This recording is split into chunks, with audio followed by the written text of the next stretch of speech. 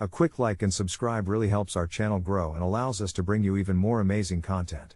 Thank you for your support. I've had this kink for as long as I can remember, but I didn't understand it until I was deep into adulthood, living in a cramped studio apartment in a city that never sleeps, where every night seemed to echo the whispers of 1,000 secrets. I found myself enthralled by the fantasy of becoming tiny, not just in stature but in existence, shrunk down to the size of a doll, helpless under the looming shadows of towering furniture and the vastness of the human world. It started as harmless roleplay, discovering the most absurdly designed dollhouse online and crafting it into a vivid landscape of my own imagination. As I nested inside this miniature universe, I felt a rush of liberation intermingled with terror, envisioning myself running from the dangers that were always there but scarcely recognized. I would spend hours lost in the reverie of those fantasies, where I was fragile enough to slip between the cracks of reality, sneaking around the edges of the life that hovered above me like a giant, blissfully unaware of my existence. I decorated my dollhouse, filling it with tiny furniture, assembling entire board games with pieces that resembled a grain of rice, and my world transformed. Everything glittered and shimmered with the promise of adventure, but the darker side of my yearning loomed over me like a heavy cloud. One night, after too many drinks with my roommate, I confessed my fascination, expecting laughter or ridicule, but to my surprise, she seemed intrigued.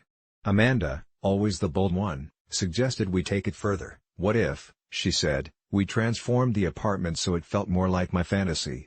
With her help, we spent weeks rearranging furniture and filling the space with makeshift craft items tailored to my wild imagination. Together, we rigged up a tiny swing made from an old shoelace and a paperclip, and every inch of our studio became a mixed brooding and whimsical den of escape. But as the real blurred into the surreal, a feeling of dread crept in, wrapped tightly around my heart like a vice grip. It became a ritual. We'd spend dark hours in the living room, shrouded in batteries of fairy lights, constantly enhancing my escapes until they morphed into something darker, twisting once innocent games into eerie rituals that snaked their way into the fabric of our everyday life. Late one night, seeking to push boundaries, I constructed a series of mazes out of boxes and plastic wrap, fully embracing my fantasy of being pursued by ominous monsters lurking in towering shadows. It was exhilarating until something snapped inside me. The lines between fantasy and reality began to bleed. Each time I retreated into my realm, I felt a pull away from Amanda, love turning into a fraying thread beneath the immense weight of my obsession. The dollhouse kept demanding more, the stories started to overlap. I would find myself in dark corners, whispering instructions to a fading world, every object threatening me with its size and presence. Then came the night when I lost myself entirely, a blurring of self that felt like a descent into madness. Only then did I truly comprehend the fear behind the pleasure. Amanda hadn't come home for hours, and I crawled into my dollhouse, haunted by thoughts of being left completely alone. I closed my eyes in the make-believe world, wishing I could dissolve away, just evaporate. But instead, I heard something I had never anticipated, her voice, echoing from somewhere else in the apartment, an unsettling sound within the walls, heavier than all my wispy dreams. Panic gripped me as I thrust my head through the opening of the dollhouse and found her staring. I could see her lips moving, but I couldn't grasp what she said, for her gaze was locked on me, eyes wide, filled with something darker than I had ever seen. "You shouldn't have played," she murmured, and as if the air thickened with dread, I felt my world fracture. I stumbled out, everything around me warped, my heart pounding with the realization that my games had consequences I couldn't have fathomed. My apartment felt alien, shadows danced more ominously, and I swore I could almost feel the walls throb as though they were alive. Was this real? Or just the high of the fantasies I had brought to life? Amanda wasn't the same, her eyes flashed with suspicion, and every smile was laced with a worry I wasn't prepared to confront. I felt smaller with every passing day, shrinking into a frantic anticipation of the night my world would collapse under its own tomfoolery. My fantasies had spiraled into a dark hole, and I couldn't find a way out until, one harrowing evening, I returned to the dollhouse, determined to reclaim my fantasies from whatever torment they had morphed into. But when I leaned in, the world felt off. I couldn't move right, the edges of the dollhouse were jagged, sharp enough to tear the skin, and as my hands shook, I could only hear Amanda's voice echoing in the distance, a long, drawn-out whisper that began absorbing my sanity. "You should have never played." My heart raced, sensing darkness shift within the confines, an encroaching terror, and in that suffocating moment of realization, I understood that some kinks were never meant to be explored. I backed out as the shadows bloomed larger around me, swallowed by the surreal coliseum of imagination morphing into hell, and just like that, All-encompassing fear gripped me as I recognized my world was no longer a playful fantasy, but a reality where I was trapped, because, in this game, I suddenly wasn't playing anymore, I was merely prey, and out there, beyond the walls of my once beloved escape, my fate awaited. I always thought of myself as a meticulous person, perhaps a little too obsessed with presenting a flawless image to the world around me, and when I spotted the job listing for my dream company, with its sleek offices and promises of innovation, I couldn't resist the urge to embellish my resume just a little. Of course, it started innocently. I highlighted skills I had dabbled in, exaggerated figures from past jobs, and added a few awards I'd only dreamed of winning. Nothing that I felt merited a guilty conscience until the day came when I received the call that would change my life forever. "We'd like to offer you the position," the voice on the other end chirped, brimming with enthusiasm. A wave of euphoria washed over me. I could hardly believe my luck. My heart raced as I envisioned the trajectory of my career blossoming in ways I had only fantasized about. I quickly accepted the offer without a second thought, the thrill pushing any remaining trepidation about the deceit far from my mind. But as my start date approached, that exhilaration morphed into a persistent gnawing sensation in the pit of my stomach. On my first day, fresh and smiling while entirely unprepared for the wave of responsibility that hit me, my colleagues welcomed me with warmth, eager to show me around the sleek, high-tech workspace. Yet with every passing interaction, I felt the absurd weight of my lies pressing down on me, each laugh shared over coffee, and every confident nod in meetings chipping away at the fragile facade I had erected. Every task handed to me was a reminder of my inadequacies. I was scrambling to keep up with projects I had never been involved in before, ideas I'd faked familiarity with now swirling around me like ominous clouds. I could feel their gaze on me, an unspoken scrutiny as if they were assessing my every word and gesture for signs of deception. I brushed it off as paranoia until that fateful Tuesday when I walked into a meeting and was met with a shocked silence upon announcing my name. Suddenly, a hush fell over the room before a colleague I'd never met before leaned forward, eyes narrowing in recognition, causing my blood to run cold. "I didn't know they hired you," he said slowly, tension rising as he pulled up a screen and my stomach dropped at the sight of a dissected version of my resume in front of the whole team. It had been doctored, every impossible accomplishment laid bare, and I felt the walls of reality start to close in. In a brutal twist, he began listing my so-called achievements aloud, each lie unraveling round me as laughter morphed into whispers, pointing fingers and surprised glances, their innocence shattered as they realized the extent of my deception. My heartbeat thrummed in my ears as I scrambled for a retort but found none that wouldn't further expose my incompetency. That's when I saw the reflection of something darting behind my colleagues, the flicker of movement so jarring that my instincts screamed for me to turn around. But when I did, the room was empty, a vast silence settled, an ethereal chill crawling up my spine. Only my colleagues remained, their focus now shifting to me, their glares less forgiving and more predatory. I mumbled something inadequate about needing to check my notes, my palms slick with sweat, and when I finally gathered the courage to excuse myself and escape the cold confines of that room, I felt highs boring into my back, judging, mocking. I rushed to the bathroom, splashing cold water on my face, wondering how I could disappear, how I could undo everything right where I stood, but it was too late. The doubt gnawed at me, relentless and unforgiving. In the days that followed, it felt like I was being shadowed. Colleagues whispered as I walked by, their expressions a mixture of curiosity and disgust. It was on the fifth day when I received an anonymous email that made my heart plummet. The title read, "You're in over your head," and inside, it detailed my lies piece by piece. I realized someone had been tracking me, watching my every move, ready to expose me completely, and the looming threat made me dizzy with anxiety. I had no idea who had sent it, but every response felt like a tiny noose tightening around my neck. The office's friendly smiles twisted into sinister grins. I imagined shadows following me from room to room, their whispers rising like smoke, suffocating me in a chilling silence. I wanted to scream out, to confess, to warn others of the twisted edge I teetered upon, but I was trapped in a web of my own making.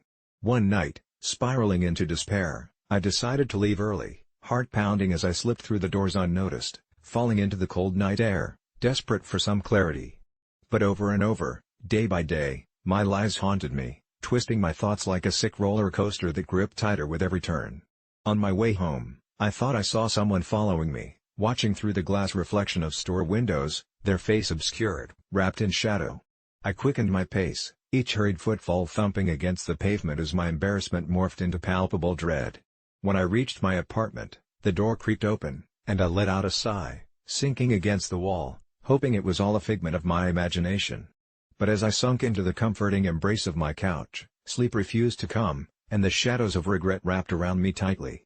That night, I awoke to the buzz of my phone, an urgent notification flickering in the darkness. I hesitated, but something compelled me to look. It was an anonymous text reading, "We're coming for you," and I felt the world tilt, terror gnawing at my calm. I finally decided to confront my fate the next morning at the office, every nerve in my body screaming to go in prepared, to tell them the truth and accept whatever punishment awaited me. But as I walked through the doors, the atmosphere felt different. A thick tension, palpable and suffocating, settled in the air.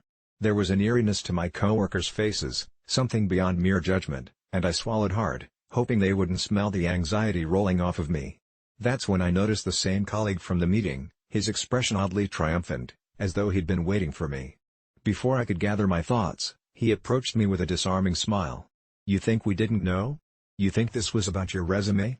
He laughed, a low, guttural sound that sent chills coursing through my veins. "The truth doesn't matter. We've been watching you, plastering yourself in a mask of lies for all the world to see. You're not the first, you know, and you certainly won't be the last." I stood frozen as he leaned in, his face inches from mine, a sinister glint in his eyes. "But you're special. We've got something for you." Panic bubbled under my skin. I was backed into a corner by people who knew things far more profound than I could imagine. Suddenly, the lights flickered, and the room darkened momentarily, unveiling shrouded figures lurking in the shadows behind my colleagues, fading into obscurity before my mind could fully grasp the horror. They approached slowly, their movements predatory, embodying everything buried under the weight of my regrets, everything I thought I could escape. "You'll find out soon enough," he whispered before stepping back into the encroaching darkness, and suddenly, it became crystal clear, this wasn't merely about my resume, it was about the very essence of lies, and how deeply they can penetrate the fabric of your life. As dread wove through me, I understood I was ensnared in a game far beyond my comprehension, and as a crooked grin spread across the room, I realized too late that there was no escaping the consequences of my deception. They knew. They always knew. Last Thanksgiving, I found myself in a moral quandary that still chills my bones when I think back on it.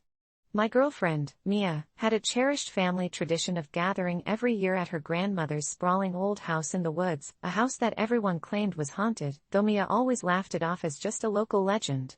This year, however, I had planned a weekend fishing trip with my friends, something we had organized weeks in advance and were all looking forward to. I felt torn. Should I attend the obligatory family gathering where I'd be the outsider, or honor my pre-existing commitment? In a moment of selfishness, I chose my friends over her family's tradition, hoping it wouldn't cause too many ripples in our relationship. As soon as I made the decision, a sense of unease settled over me like a heavy fog. I was already feeling bad when I woke up Thanksgiving morning to a deluge of messages and missed calls from Mia, her voice frantic as she told me her grandmother had fallen ill and there wouldn't be any gathering. Instead, she encouraged me to enjoy my trip, but guilt clawed at me. I couldn't shake the feeling that I hadn't been supportive enough. The fishing trip was almost as disappointing as it was cathartic. Every cast of my line reminded me of the warmth of family, and all I could picture was Mia's disappointment plastered across her face. As the day dragged on, though, I dismissed my worries, shrugging them off with my friends, feigning laughter as they told ghost stories around the campfire. But as night swallowed the camp in darkness, I noticed something odd, a sudden, chilling silence in the woods. The crickets stopped their chirping, and the wind held its breath. I could swear I felt eyes watching us from the shadows. Unease settled like lead in my stomach. In an attempt to shake the feeling, I stepped away from the fire, venturing into the trees on the pretext of needing to find a restroom. It wasn't long before I found myself walking deeper into the woods than intended, the moonlight barely cutting through the branches overhead. Each step was heavy, as if something sinister lurked just beyond the reach of the dim light. I turned back, heart racing, but that's when I heard the first of the whispers, soft, echoey, coming from nowhere and everywhere all at once. "Come play with us," it called, in a sing-song voice that sent icy chills down my spine. My blood ran cold as I immediately thought of the ghost stories my friends were telling. What if we had ventured too far into something that shouldn't be disturbed? I quickened my pace, trying to shake it off, but the whispers followed me back, only growing louder and more insistent. I stumbled upon what looked like an old, decrepit shack, forgotten and crumbling, draped with vines. It felt like a bad idea, but something pulled me closer, against my better judgment. Knocking on the rotten door, I felt an unnatural chill seep through my skin. The door creaked open without my touch, revealing an empty room consumed by shadows, where sunlight dared not intrude. I hesitated but stepped inside, curiosity overpowering fear. The air smelled of damp wood and decay, every instinct screamed for me to leave, but the whispers had morphed into a haunting melody that enchanted me. I turned towards a dim glimmer at the back, only for the door to slam shut behind me, locking me in darkness. Panic surged as I rattled the door, screaming for help, but my voice was swallowed by the silence. The whispers turned to gasps, a cacophony that reverberated off the walls. Then, just like that, they formed words, "You shouldn't have come here." I recoiled, my heart pounding in my ears, and that's when I saw them, children, their faces pale and hollowed, drifting through the cracks in the walls, their eyes void of warmth, staring into my soul. "You're not supposed to be here," one of them whispered, clutching my leg with a cold, trembling hand. I felt sick. This place was a prison, a nightmare trapped inside a nightmare, echoing with the spirits of those who had lost their way. I fought against the whispers, pushed against the walls of darkness, the memory of Mia losing its hold on me as the weight of despair thickened the air. I couldn't let her down, but I felt tethered to this cursed place, as if its despair were latching onto my essence. Just then, I heard footsteps outside. My friends had come looking for me. I cried out, "Help me!" But my voice was drowned in the whispers. The door rattled as they struggled to open it. And, in a moment of clarity, I realized I had to fight back against whatever this place was trying to take from me. Summoning my last reserve of strength, I hurled against the door one final time, battering it as cold fingers released their hold. I felt space open up, light cutting through the darkness. My friends pushed through, pulling me into the safety of the night. Breathless and trembling, I fell to my knees, gasping for air while the shack stood ominously behind us, silent and still. I could still hear the whispers as they faded, mingling with the wind. "You shouldn't have come," echoed softly. Shaken, I collected myself as my friends were confused, asking what had happened. I only managed to tell them I'd gotten lost when I realized I'd been gone too long. I didn't dare tell them about the whispers, about the children, about the darkness, fearing they might have walked into our very own horror story. The next day, I returned to Mia, guilt seeping into every moment. When she asked how my trip went, I smiled faintly and said it was good, suppressing the fear clawing at my insides. A few days later, her family sent out a notice that they would be selling the old house. Apparently, her grandmother had died the night I'd gotten lost. The unease returned, wrapping its fingers around my throat as the fog of dread settled back in. I realized then that I was haunted not just by the spirits of that place, but by the decision I'd made, the choice to ignore something important, something that cost more than just a gathering. To this day, the whispers linger in the back of my mind, a reminder of the tradition I snubbed, the pain I caused. I sometimes wonder if part of me is still trapped inside that shack, lost among the shadows, and I can't help but bring it up to my friends, hoping they will understand someday. But deep down, I know the truth, it's too late for that. For the past year, I've learned to navigate the dizzying labyrinth of office politics with the finesse of a cat burglar. I have perfected the ability to blend into the beige walls of cubicles, relying on a carefully curated facade that keeps my coworkers oblivious to the fact that I have been barely working, to the point where my job feels like a ghost haunting me, something I can just barely see in the dim light of the fluorescent bulbs. You see, it all started with a quiet realization: nobody really watches over anyone anymore. Not in this post-pandemic world where remote work and hybrid schedules have blurred the lines between effort and apathy. It was just a subtle shift in how we operated, fewer meetings, fewer eyes on screens at 9 a.m. I discovered a groove where emails and reports, once my daily burden, became an afterthought, a mere whimsical notion.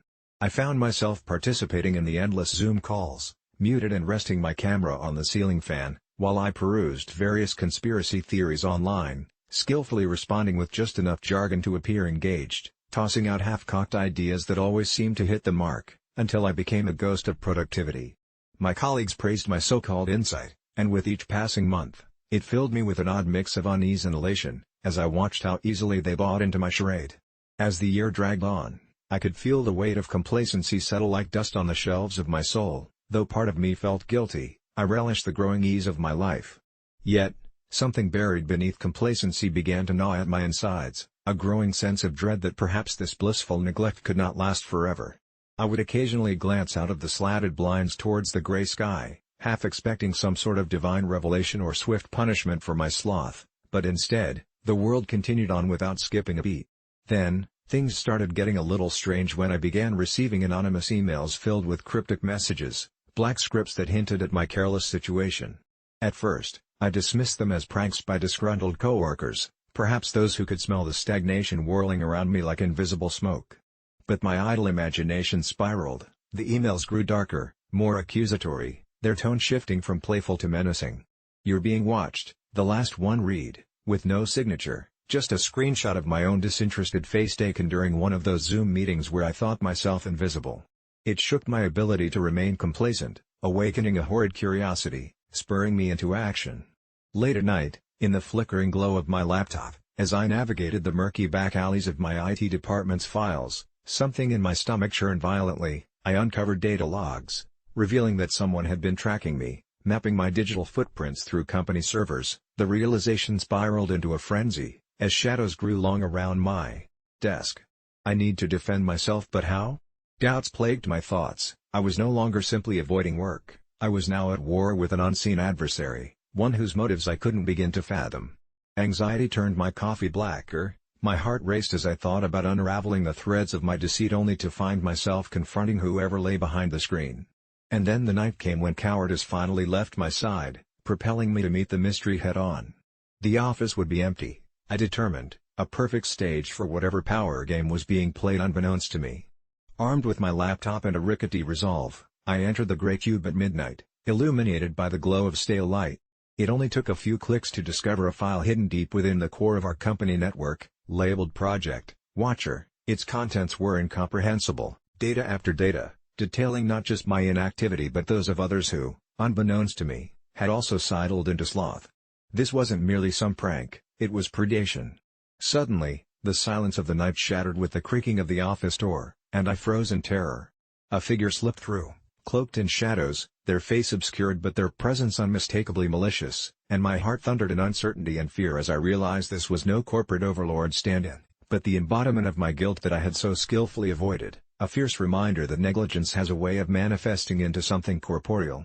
They approached my desk with an eerie calmness, and I could only watch in horror as their gloved hand reached out towards my screen, filling my mind with thoughts of confrontation and justification.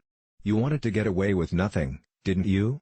Their voice hissed, equal parts eerie and firm, and in that moment, I knew that indeed I was no longer simply battling for my job. This was a reckoning, a physical manifestation of every late report, every unnoticed absence, eyes that had finally opened to the shame of laziness I had embraced all too willingly. I stumbled back in disbelief as the figure loomed closer, and the lights flickered ominously, the very air thickened with the tension of inevitability. "It's time to put in some real work, don't you think?" they purred, and in an instant, the world broke open, exposing the far reaches of my negligence.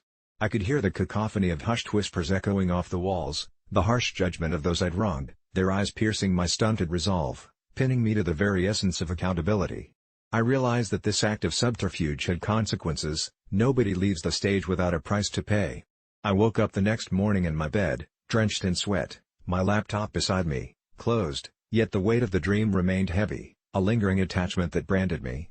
The office moved on as if nothing had happened. I played my part, expertly feigning normalcy, but now I hold the secret of that night, the knowledge that every action has an echo, a lingering trace that cannot be unmade.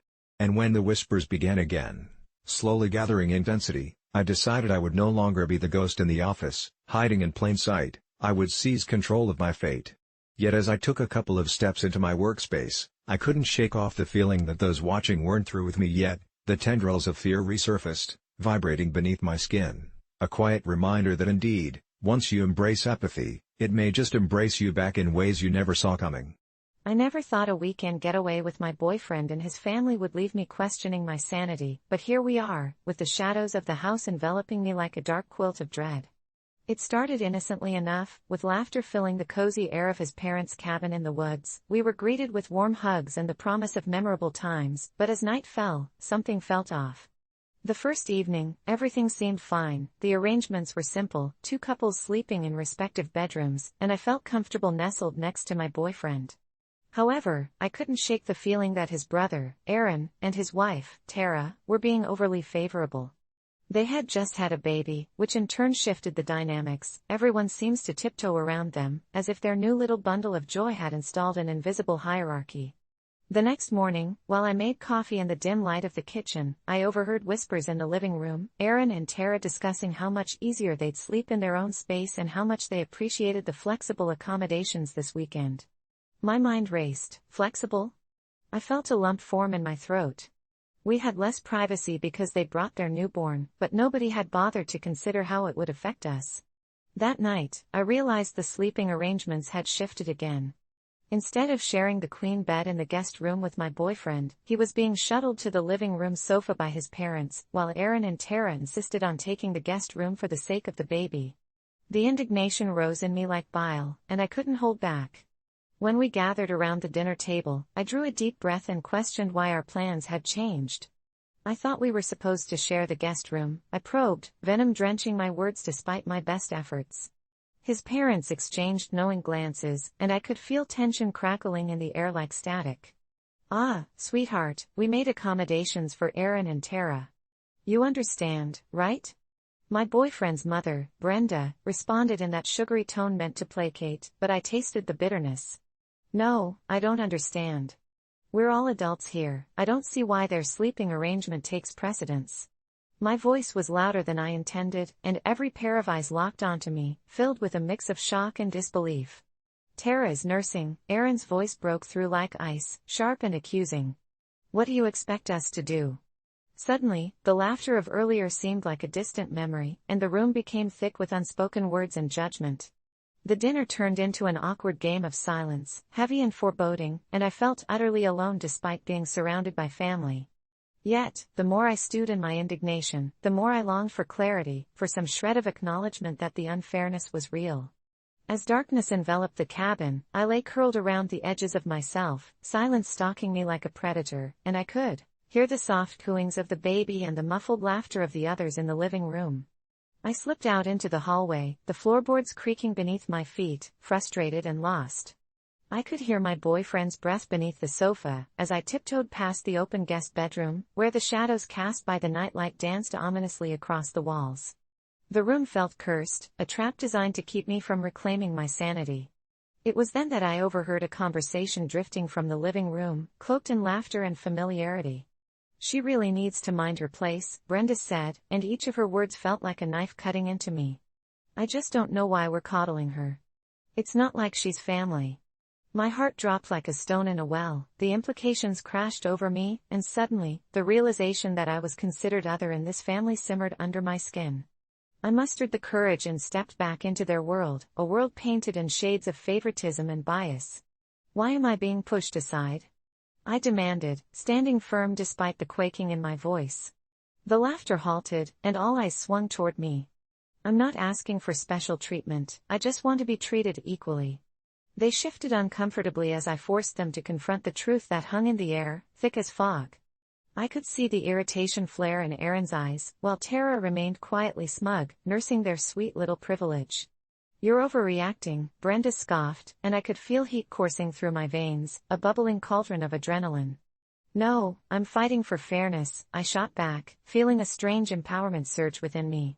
The tension unraveled as Aaron slammed his fist on the table, rising to meet me, his face flushed with anger. "You think you deserve something special just because you're dating our brother? Get real." It felt like a punch to the gut, and for a moment, I regretted voicing my frustrations, until I saw the conflict brewing behind my boyfriend's eyes. I could tell he was torn, caught between the impulse to defend me and the suffocating loyalty to his family that had been drummed into him since he was little. Finally, instead of collapsing under the weight of their cruel laughter, I turned my back on the room and marched out towards the exit. I needed air, fresh and untarnished, away from the clutches of their toxicity. As I reached the front porch, the moon hung low, bathing everything in a silvery hue that strangely felt like a blessing. I closed my eyes, took a deep breath of the fragrant pine, and my mind spun in circles, torn between loyalty and the burgeoning realization of who I am. Suddenly, the door behind me creaked open. I turned slowly to see my boyfriend standing there, a mix of shame and sorrow in his eyes. "I'm sorry," he murmured, his voice shaky. I should have said something. But as he said it, I realized that words often mean nothing without action. And in that moment, wrapped in the solitude of darkness, I understood something terrifying. I was the outsider here. "You can't apologize if you don't mean it," I said, my heart breaking with every syllable. His face fell, and the heaviness of my own truth rooted me to the spot. I wanted to run but instead felt the weight of the world on my shoulders as realization sank in. What was I, if not a mere guest in a house that should have felt like home? But as the night unfolded, the silence became a canvas where I painted the chilling realization: sometimes the truth is that you don't belong, even when love is tangled in the mess. And as my feet pushed me away from the cabin, echoes of their laughter haunting my ears like shadows, I knew I had crossed a line that was never meant to be crossed, and the darkness of the woods became my only solace as they faded into the background, leaving me to navigate the twisted path of life alone. When I cradled my son in my arms for the first and last time, his fragile body swathed in gauzy hospital blankets, I knew each breath he took was borrowed time, punctuated by beeping monitors and hushed whispers from solemn doctors, a chorus of grief I had never signed up for. They offered platitudes about hope and possibility, but I could see the truth in their eyes. My little boy, born with a heart too weak for this world, was a ghost before he had even begun to live. Holding him close, I felt an unexpected wave of relief wash over me, not at the thought of his impending death, but at the realization that I'd be spared the agony of watching him fight for a life that might never be whole. I recalled other parents roaming the hospital halls, eyes red and hollow, possessing both the wicked fortune and burden of watching their children struggle against a torrent of tubes and ventilators, their laughter replaced by agonizing silence. I had heard tales, just whispers, really, of parents who vowed to devote every waking moment to their child's care, to be warriors in the name of love, but who would be left with nothing but echoes of despair once their battles ended. I've even seen a few of them break, kneeling in the linoleum of the waiting room, cursing God for taking away what was supposed to be good, furiously questioning why their children were chosen to suffer. But for me, an odd sort of peace spread through my veins with each heartbeat in my son's tiny chest. I was grateful the doctors couldn't fix him, that I wouldn't have to watch as he underwent endless surgeries, struggling for a future that could be more painful than beautiful.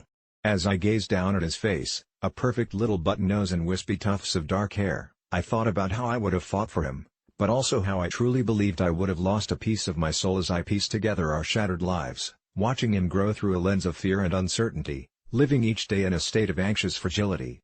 A few hours passed and the sterile smell of antiseptic began to blend with something darker, a weight creeping into the room that made me question everything I thought I knew. It was then that I first felt the cold chill on my spine, a sensation like icy fingers tracing down my back. The air thickened and turned electric, and despite the low hum of hospital machinery, I could swear I heard a low whisper just beyond the threshold of consciousness. I looked up, my heart racing, but the room remained empty except for the flickering lights above. I shook my head and tried to brush it off, but the unease lingered, wrapping around me like a shroud. The murmurs returned, the fading voices growing into something more coherent, a woman's voice from somewhere deep inside my mind, pleading in a sorrowful whisper that I should let him go, that he was never meant to be here. The words rumbled through me like thunder, and I squeezed my eyes shut, willing myself to remain tethered to reality, but a sudden thought pierced through. A memory of a conversation I'd had with the doctors just a day earlier when they weren't so certain this would be the end. They'd mentioned a treatment, a last-ditch effort to save him, but when I caught a glimpse of those heavy, haunted expressions, I knew deep down I would never be able to go through with it. I blinked hard, glancing back down at my son, watching as the rhythmic beeping slowed to a mournful dirge. Dense shadows danced on the walls, encroaching from every angle, and in my stillness, I became aware of the hollow, haunting laughter echoing faintly through the room, as if someone was mocking my anguish. Time warped, stretching and bending until I could no longer tell if I had been in the room for minutes or hours.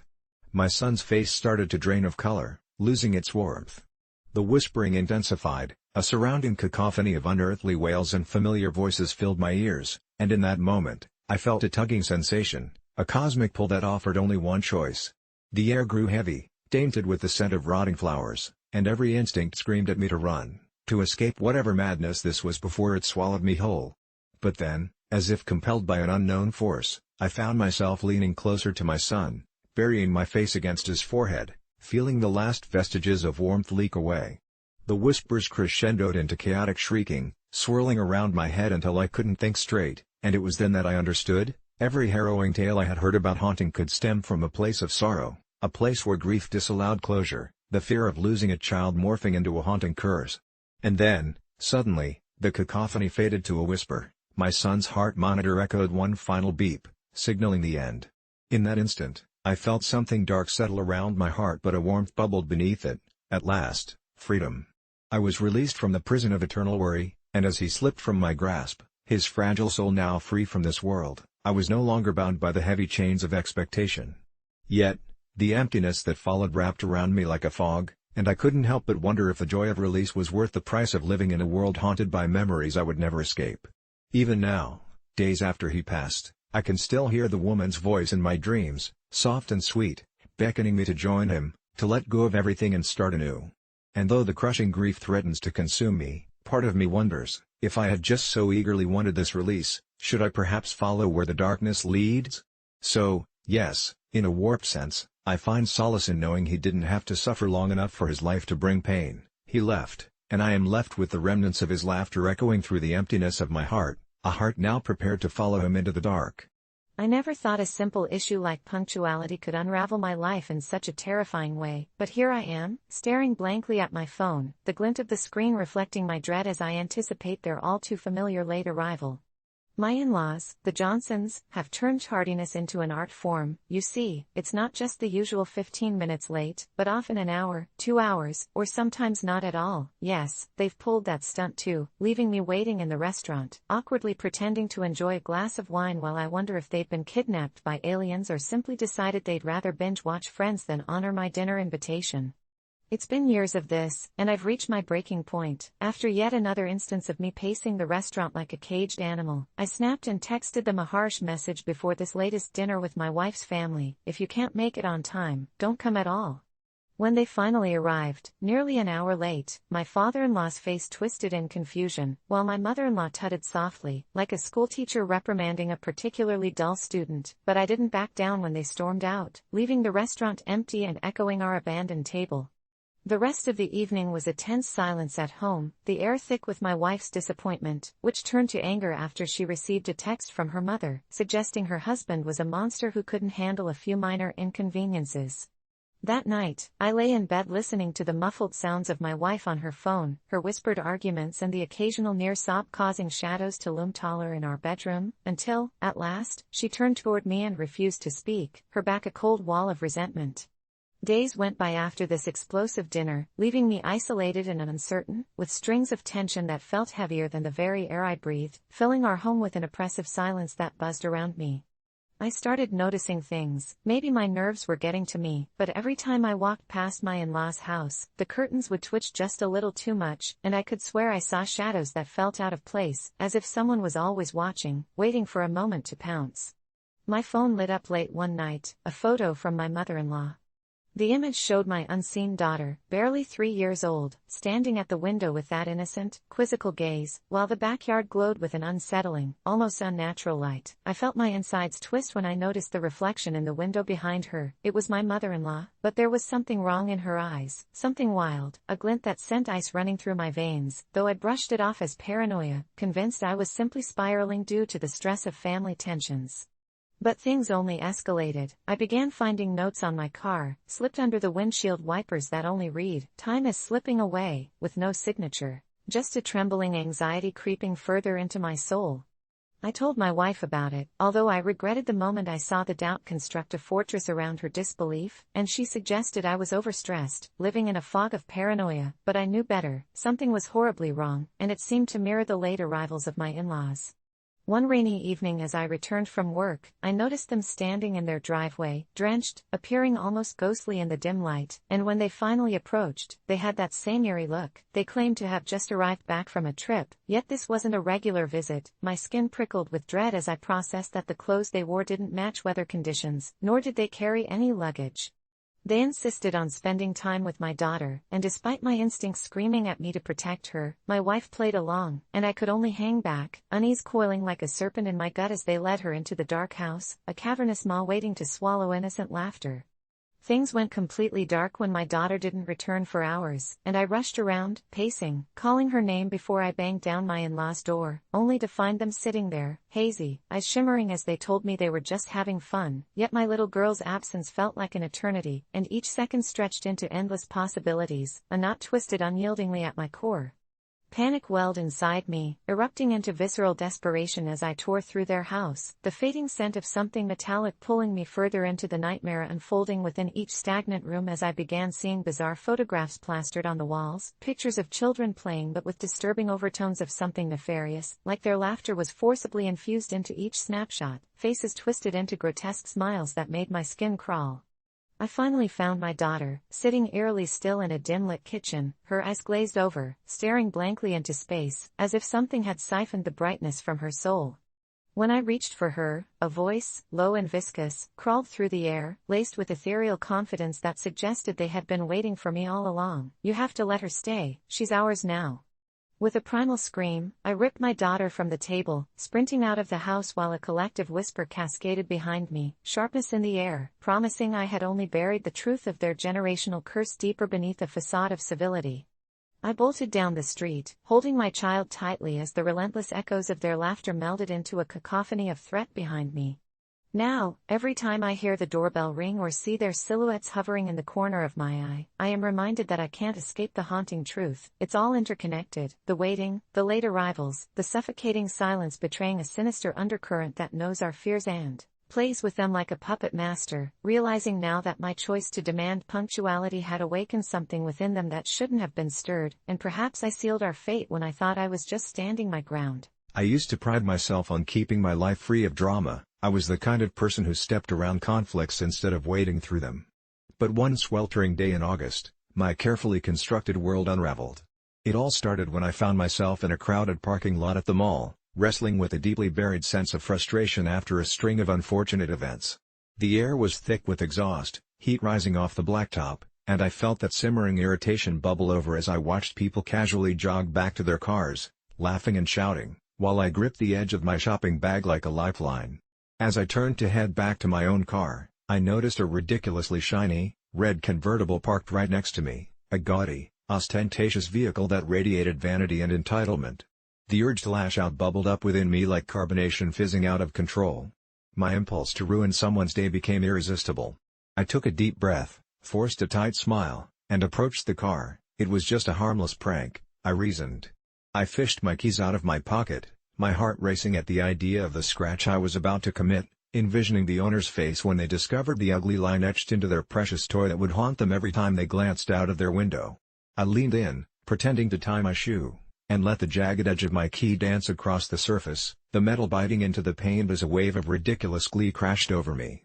But just as I stepped back, adrenaline coursing through my veins, I felt a sudden chill wash over me, the kind that tells you you're not alone. A sense of being watched crept over me, and I whipped my head around, scanning the lot. That's when I saw her, a woman with long, tangled hair and piercing green eyes, staring directly at me, her gaze unwavering, as if she had been there the whole time, silently judging me. Panic surged as I glanced back at the convertible, expecting to see her screaming or storming toward me, that villain on the other side of my selfish act, but instead, she lingered, a small, unnerving smile curling at her lips. A shiver weaved through my spine, but I shook it off and briskly walked to my own car, eager to escape the impending sense of doom. Days passed, and an unsettling feeling nestled deep within me, amplifying every minor inconvenience that came my way. The sound of car doors slamming became increasingly jarring, and I began seeing the woman everywhere, sipping coffee at the cafe, buying groceries, standing just beyond the doors of my workplace, her vibrant green eyes tracking me no matter how hard I tried to justify my behavior, no matter how far I ran. It was like I had inadvertently opened a door I couldn't close, a horror I could not shake. At night, I lay awake, heart pounding, convinced that every shadow outside my window was her, creeping closer, her smile widening like a sinister grin. Then came the night she finally showed up at my house. Standing motionless on the sidewalk, a featureless figure backlit by the street lamp, her long hair obscuring her face, I was frozen in terror. Gathering enough courage, I cracked the front door open, curious to see her expression, to hear her voice, but as I did, I could see that unsettling smile plastered on her face, eerily patient. "You made a mistake," she whispered, Her voice as soft as silk but layered with venom, and a knot formed in my stomach as I realized I wasn't just a rat in a maze of my own making, there was something far worse at play. All the moments of panic came crashing together, and I started to understand that my act of malice had consequences, interconnected with something dark, something much larger than just a petty act of vandalism. I had set off an itch that scratched beneath my skin, something that wouldn't be pleased until it had taken its due. Over the next few weeks, I became haunted by a series of unexplainable events. My car broke down in the middle of nowhere on a desolate road, my phone kept dying at crucial moments, and I stumbled into horrifying accidents as if she were orchestrating my downfall. There was no respite, no way to escape her grasp, the very air around me felt heavy with her intentions. Friends stopped calling, my coworkers began to look at me with concern, and my reflection warped in the mirror as paranoia seeped into my mind with a relentless elixir. I knew I couldn't hide forever. With each passing day, I was becoming less of a person and more a shell, hollowed out by fear. In desperation, I started researching the possibility of curses and hexes and came across a cult that practiced retribution for those who wronged others. I had to make amends, to restore balance, but how could I, after what I had done? I decided I could find the woman and apologize. Perhaps she would understand that it was a momentary loss of sanity, that the ugly impulse wasn't really me. But as I combed the neighborhood, the cafes, the park, the shops, she always seemed a step ahead, her eyes watching from a distance, silently reminding me of my crime. The only sound punctuating the air was the laughter of families enjoying their day unmarred by my despair. In a moment of utter defeat and insanity, I drove back to that parking lot, hoping against hope that she'd be there so I could make things right. Alas, the convertible was gone, replaced by mundane sedan, but I could feel her watching from the shadows. As I paced the lot, desperation clawing at my insides, I stumbled into a small truck parked at the edge, and there upon the windshield was a note, "You can't escape your sins." My blood turned to ice, the words felt alive, dripping with menace. I backed up, the click of keys echoed like a gunshot. Suddenly, I noticed the woman materialized beside the truck. In the half-light, her smile morphed into something grotesque, stretching unnaturally, hauntingly, and I realized this was not over. Not for me. Not ever. The last thing I saw before everything faded into darkness was her hand gripping my arm, pulling me back into the shadows, leaving me with a horrifying realization that I was trapped in my own twisted fate, my act of cruelty reverberating endlessly, an inescapable loop of misery that would take control of my soul. Last month, I found myself caught in a whirlwind of chaos that turned my quiet suburban life upside down, all because of my near-adult son's gluten intolerance, which frankly seemed to surface just as he was nearing 18, insisting on gluten-free meals while treating me like the villain for refusing to cater to his whims. It all started innocently enough when I was rummaging through a dusty box of old family recipe cards, hoping to rediscover the love I once had for cooking, but the sound of my son's voice interrupted my daydreams of homemade pasta, the way he breathlessly announced his new dietary demands as if he had just won the lottery, and my heart sank, thinking of the ravaged gluten-filled meals we shared, the memories now tainted by his self-imposed culinary prison. I told him that cooking had always been a joy for me, but now it felt like I was being shackled with chains with every new gluten-free request, and yet there was something deeper I noticed in his eyes. A kind of desperation that struck me as odd, as if this was less about the food and more about something he wasn't telling me. But when I asked him why all of a sudden gluten was the enemy, he merely shrugged, muttering roughly about feeling better since spring started, and looking for a sense of control in a world that was rapidly falling apart around him. Still, no matter how many times I attempted to reason with him, he insisted on staying gluten-free, refusing any family meals I prepared unless they fit his strict parameters, which left me feeling like I was losing my grip on him. What's worse, he had a penchant for dragging me into his world of restrictive eating, and soon I was spending sleepless nights scrolling gluten-free recipes that felt more like torture than genuine interest. The thought of denying him any kind of dinner out together gnawed at my conscience, yet I was firm in my belief that he was simply going through a phase, the phase of teenage rebellion taken too far.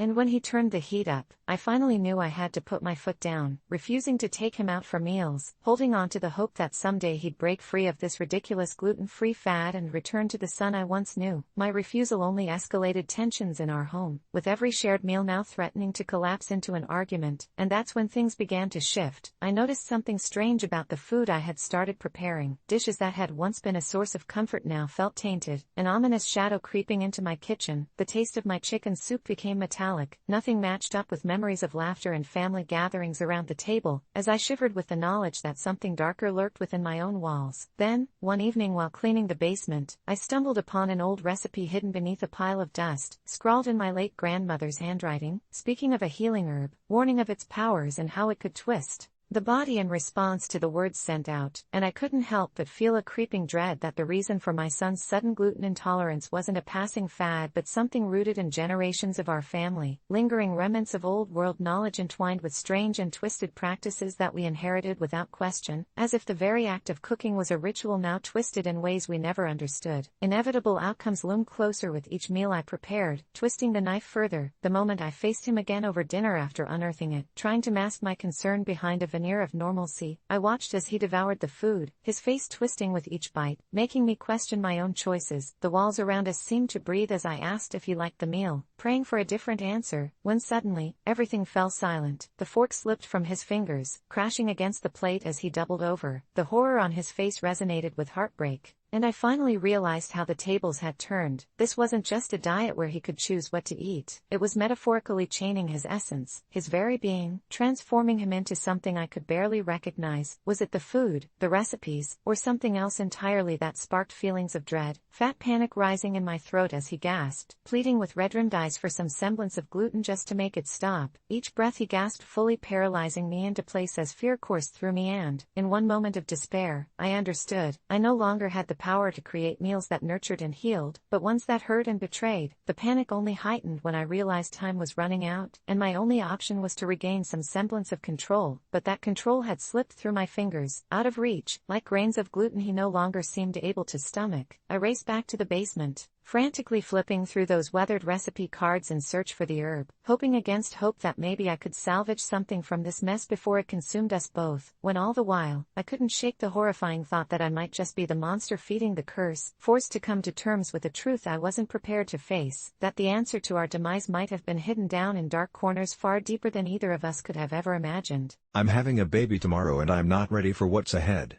It's a strange thing to find yourself unprepared for a moment so monumental, especially when you've spent 9 months planning, reading every parenting book, and brainstorming names that would sound cute together, but all that changed when the hallucinations started. I thought they were just my anxiety playing tricks. I mean, who wouldn't be paranoid about becoming a parent? But then, one night as I sat in the nursery, polishing the unused crib and imagining a life of sleepless nights filled with laughter and diaper changes, I saw her, a little girl with dark curly hair sitting in the corner, her wide eyes locking onto mine with unsettling assurance. I blinked, and she was gone. Just like that, leaving a cold trail of dread in her wake. Each day leading up to my due date became a twisted game of reality versus delusion, with shadows stretching across walls whispering secrets I could never quite catch. I called my husband, Jake, into the room one evening, trying to explain, but the moment he walked in, the little girl vanished, and my words faltered as an empty silence settled between us. He brushed it off as stress, suggested a prenatal class, maybe some meditation. But how do you meditate when you can't shake the feeling that something is waiting for you, hanging just out of sight beyond the edges of perception?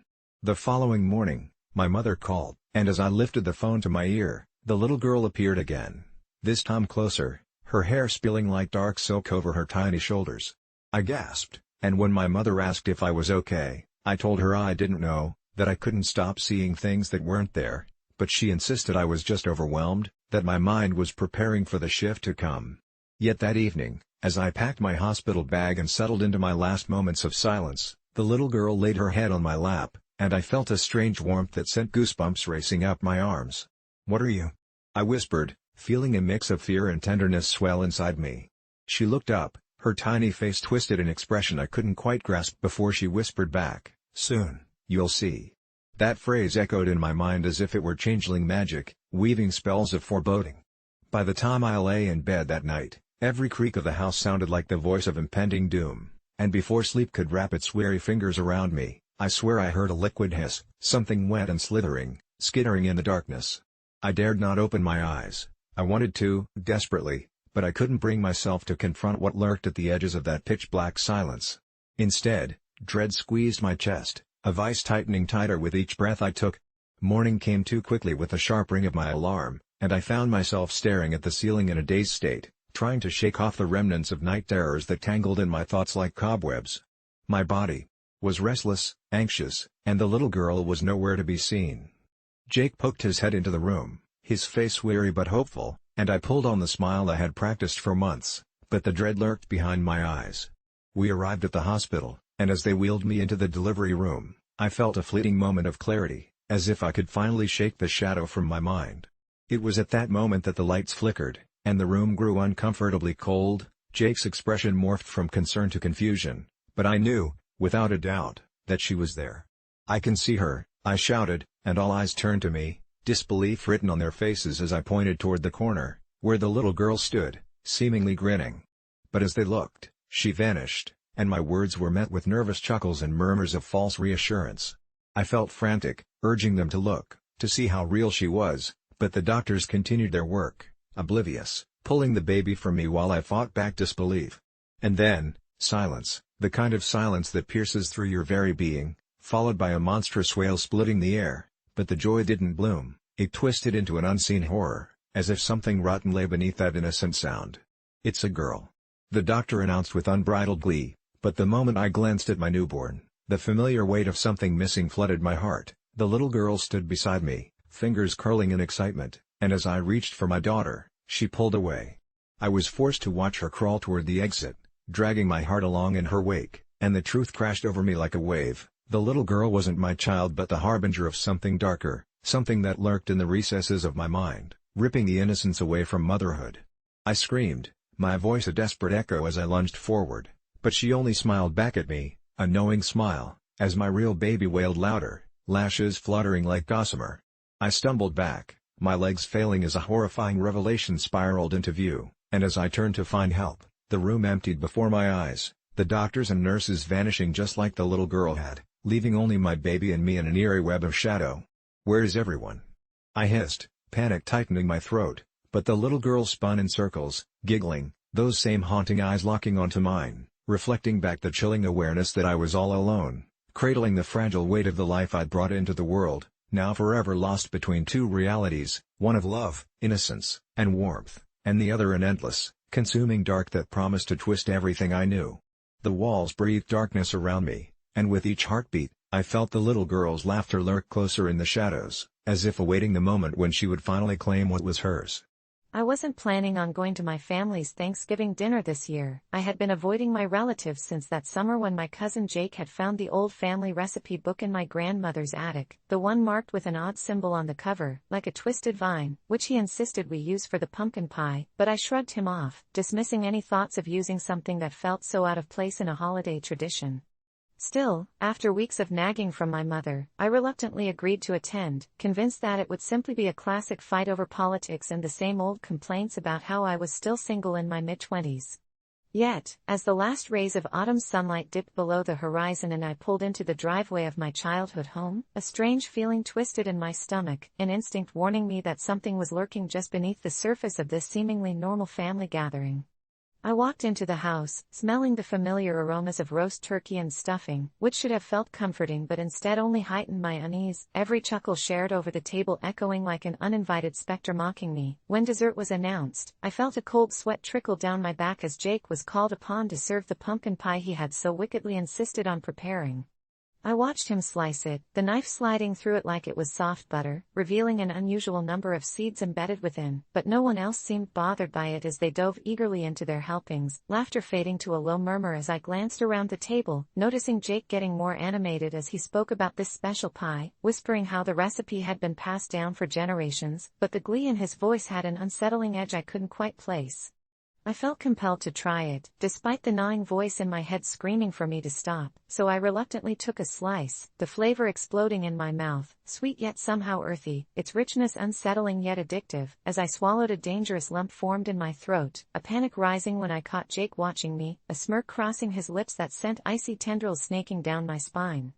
The room felt claustrophobic, laughter morphing into distant chatter as I tried to maintain a smile, feeling the heaviness of the pie settle in my stomach like an anchor, each passing moment dragging me deeper into a pit of dread until I couldn't ignore it any longer. I stood abruptly, the sound of my chair scraping against the wooden floor tearing through the haze of conversation, and declared I was leaving, my heart racing as Jake's smile seemed to widen impossibly, genuine concern now masking a flicker of something darker. As I hurried out, I could hear my family's confused voices behind me, but all I could think was that I needed to get away from the house, the laughter that once filled it now sounding like derisive whispers in my ears. Storming out into the cool air, I felt both dizzy and wired, plunging into my car and slamming the door, my eyes darting back at the house lit up like a misplaced island of warmth in the dark, a beacon that now felt utterly sinister. It was only when I pulled out of the driveway that I glanced at the rearview mirror and saw Jake standing on the porch with a wide, sickening grin, the odd symbol from the recipe book now burned into my memory, and with every passing moment, the twisted reality began to settle in. What had he really put in that pie? I drove for what felt like hours, heart racing and mind racing faster, the thought of venturing back home making my stomach churn anew, but something inside told me to drive somewhere safe, somewhere normal. After pulling into the nearest gas station, I stumbled inside, seeking solace in the flickering fluorescent lights, but as I approached the cashier, my heart sank when I saw the subtle, knowing smirk on the cashier's face, his fingers idly tapping rhythmically on the counter almost like a signal, and everything that had felt odd lately crashed down on me, the feeling of familiarity, of dread, consuming me whole the second that cashier leaned forward and whispered, low and conspiratorial, "You shouldn't have left, the seed will find its way back to you." I bolted from the station, frantically spitting the words, "What did you mean?" into the window, but only the howling wind answered back, beckoning me home as the road stretched before me like a sinister path. When I finally returned home, the house loomed larger than before, shadows creeping across the porch like fingers grasping for the night. My family's laughter echoed again, but this time it felt warped, a cacophony of invasive whispers, relentlessly urging me to step inside. I pushed through the door and stepped into the dining room, where the remnants of our abandoned dinner remained. The pumpkin pie sat at the center, untouched and glistening in the dying light, looking more like a trophy than a dessert, and my family greeted me with smiles that felt jagged and twisted, eyes glinting as if they were anticipating something I was all too terrified to comprehend.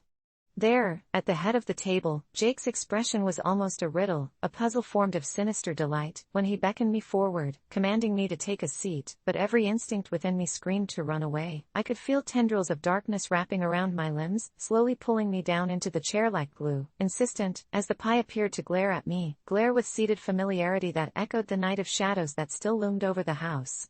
The last thing I saw before everything spiraled into an unending void was Jake lifting the knife, that same wicked grin plastered across his face as he prepared to serve another slice, my scream of an unrecognizable foreboding cutting through the atmosphere, but dread pooled in my stomach as I knew, at that moment, the seed had begun to grow. I can't shake the image of that woman I encountered today. She haunts my thoughts like a ghost that refuses to rest.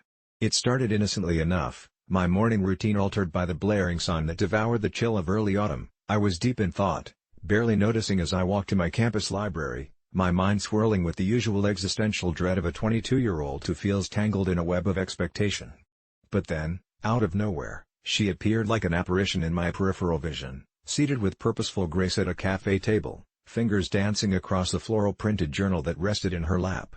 Her hair shone like a raven's wing, cascading down her shoulders, framing a face that was ethereal yet eerily devoid of familiarity. I didn't mean to stare, but I felt tethered to the moment, as if she had plucked me from my mundane thoughts and thrown me into a vivid dreamscape filled with unexplored potential. I could make out her laughter, effervescent and joyous, as a couple, clearly friends, leaned into conversation with her, but there was a bitterness that curled around my heart when I saw her gaze drift unfazed past them, lightly haunting and lost, as though she had forgotten how to engage with the world around her.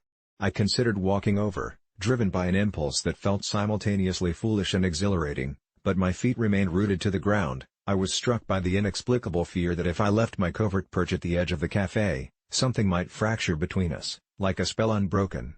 It was intoxicating, the way she seemed to exist outside time, and I risked another glance before succumbing to the waves of uncertainty that crashed within me. I wondered if she noticed me, the way I noticed her, a fleeting yet profound connection filled with all the weight of 1,000 unspoken words. Hours later, as I tried to shake off the image of her sparkling eyes, they danced behind my eyelids every time I tried to sleep. her features weaving themselves into the fabric of my thoughts until it all felt inevitable. That night, I decided to return to the same cafe, believing that maybe, just maybe, chance would gift me a second interaction, a fleeting moment to bridge the divide between strangers. But when I walked through the threshold, the atmosphere paused, the cafe was relentlessly empty, and my heart sank deeper with each step. I searched frantically for her, the spell she had woven around my mind tightening with every passing moment, but she was nowhere to be found, the silence echoing my desperation. Maybe I was foolish to believe in the magic of coincidence, perhaps it was just a product of whimsy that would fade like the sunset. Days turned into restless nights consumed by thoughts of her, the images swirling until I started to feel, maybe, she was a figment of my imagination, conjured by a lonely heart. Yet, with each dusk, I returned, searching for a glimmer of that elusive connection. It felt like a tragic obsession, my yearning morphing into something darker. It all came to a head after a week of this maddening ritual. I thought I detected movement from the corner of my eye. There she was, seated apart from the usual patrons as if she were a queen in exile, still scribbling in that same journal, though the cafe was empty enough to amplify the quiet that surrounded her. I barely breathed, a mix of fear and ecstasy flooding my senses. I took one cautious step forward but halted in my tracks as something unnatural thrummed in the air. Suddenly, the atmosphere shifted, her eyes bolted to me with an intensity that sent ice coursing through my veins, but instead of the bright connection I longed for, there was something ominous lurking within those depths, as if she was suddenly aware of a storm brewing in the distance. I felt indecisive, my heart raced for the chance to approach, but my instincts screamed at me to flee. Just then, the cafe door swung open, and the bright jangle of bells startled me. A man, scruffy and disheveled, stumbled through the entryway like he was drawn by an invisible string, his eyes wild and frantic. In that sliver of time, he locked onto the woman and charged toward her, shouting incoherently in a language that seemed twisted in anger. A chill cascaded through the room as I stood frozen. She recoiled at his approach, her expression shifting from one of surprise to bleak resignation. The moment tore at the fabric of reality, and as I willed my limbs to move, and it felt like running through molasses. The scruffy man reached her, his hands gesturing wildly. I could see her eyes, wide with an emotion I couldn't quite decipher, but in that instant, I glimpsed recognition wash over her face. This was no mere stranger, but someone forged from her past, an echo that had come back, threatening to shatter the evening's fragile peace. Just as I reached the brink of my resolve to intervene, she whispered something, but it was lost in the chaos of their confrontation. Then he lunged forward, and I finally broke the spell, rushing to them just as he grabbed her wrist with a force that made my stomach twist. "You can't escape this," he barked, but I was standard college kid, albeit with the energy of a cornered animal at that moment. I shoved him back, adrenaline surging. He stumbled but regained his footing, eyes glistening with a mix of fury and madness that terrified me more than his physicality. "Stay away from her," I shouted, the anger igniting something I didn't know I had. I could have fled, I could have left this just as a single haunting memory, but she wasn't just a passing thought anymore. She was everything. In that moment, we seemed intertwined, her gaze flickering between me and her assailant. Then something unexpected happened. She smiled just for me, a crack of light piercing through the chaos, and it fueled my fire. Without thinking, I shoved the man yet again, fueled more by instinct than rational thought, but this time he pinned me, jarring me into reality. "Let her go," I bellowed, my voice filled with urgency, but as I glanced over, her smile twisted into another forlorn gaze. "This isn't your fight," she pleaded, but I refused to listen, my pulse racing, emboldened by a drive I never knew I had. The man fell to his knees with a cry, releasing her wrist, and for an instant, the air felt charged, like electricity before a storm. But as the few patrons who had gathered murmured among themselves, something shifted within that man. He straightened up, an unsettling calm washing over him as his features morphed into something unsettlingly familiar. I watched in horror as his eyes glazed, an eerie smile spreading across his face as he slowly turned, locking eyes with me, and in that moment, his face morphed into what felt like a reflection of my own, warped and twisted in a mirror of dread. The cafe spun around me, and I found myself slack-jawed, paralyzed as the lines between our realities blurred. Suddenly, he broke into laughter, a sound that echoed like an accusatory dirge, and I felt the weight of that smile growing impossibly wide as he muttered, "You've drawn her in, haven't you?" Panic unfurled in my chest, reality felt thin, like it could tear at the seams. The woman I had been obsessing over, the one I felt could understand me, was no mere stranger, but a part of a more insidious web. The cafe faded into a void, dragging me into the unknown, where the promise of escape turned into an intricate trap, my obsession binding us together, each piece drawing tighter, closer to an unspeakable revelation that could change everything I thought I knew. In those suffocating moments, I could see her trapped within the layers of my mind, struggling to unearth the truth, but her face was becoming something unrecognizable, a flattened reflection of every fear I had ever felt. In a flash, it occurred to me that my fixation wasn't just a simple daydream but part of a darker narrative that tethered her existence to my own. The edges of time curved around us as we spiraled together, beckoning an unforgiving crescendo that threatened to consume us both whole, leaving behind nothing but shadows and echoes beneath a sterile gaze that watched from above, unseen but omnipresent, as if orchestrating a grand design that I alone could not alter. When my husband, Josh, died unexpectedly, a part of me shattered, twisting grief and disbelief into a bitter knot that settled heavy in my chest. We had only been married 5 years, but they had been the happiest years of my life. Josh was everything, my best friend, my partner, and the light in my life. Losing him felt like a slow suffocation, a waking nightmare that consumed me as I navigated funeral arrangements and the aftermath of his sudden passing. His mother, Elaine, had always been a complicated figure in our lives. She was supportive yet overbearing, and although Josh struggled with their relationship, I tried to foster peace between them. But after he was gone, that dynamic morphed into something else entirely. When I received the life insurance payout, a staggering 6-figure sum, Elaine immediately insisted that she needed half to cover the funeral costs she'd put on her credit card. I was taken aback. There was no discussion of her covering it or me paying her back later, just a demand as if her procession of grief gave her authority over my choices. I had expected tears, shared memories, and perhaps even a quiet moment where we could both remember Josh, but instead, a dark shadow hung over her eyes while she openly calculated her financial expectations. I remember being at the funeral, standing by his casket, the cool air heavy with an unspoken tension. Elaine had taken charge, orchestrating the details as if it were her final say in a business transaction rather than a memorial, and I can't help but wonder if this was her way of grasping control in a world spiraling out of our hands. With every interaction, her disappointment in me deepened. I wasn't mourning in the way she'd expected, perhaps because, beneath my sorrow, I felt the stirrings of anger that soon flared into resentment. When she demanded I give her money, something in me snapped. "It's not your money to demand, Elaine," I hissed, the words spilling out encased in bitterness. Her face turned ash-white, an expression that danced between disbelief and outrage. I thought about the moments I shared with Josh, the joy we built together, and the memories we created as a couple. It felt wrong to surrender that to her. I finally decided to pay for the memorial and cover the remaining costs with the life insurance money, my own damn money, from a plan we had for our future, one I was now simply trying to navigate without him, in a world that felt cold and hollow. I figured it was my right to choose how to honor him, to be the one who decides where that money went, but that wasn't how Elaine saw it.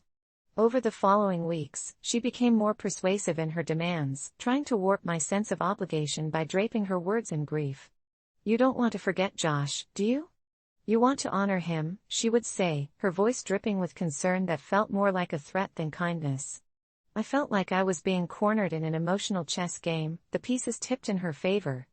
I watched her weave conversations filled with guilt while describing how hard it was raising Josh alone as a single parent, as if this somehow implied I owed her tribute for his very existence.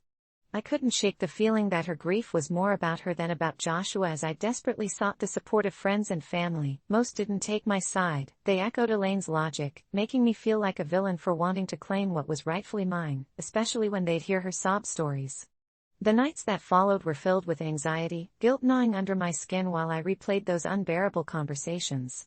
I felt trapped, like a prisoner in my own house, constantly haunted by my inability to bend to her will.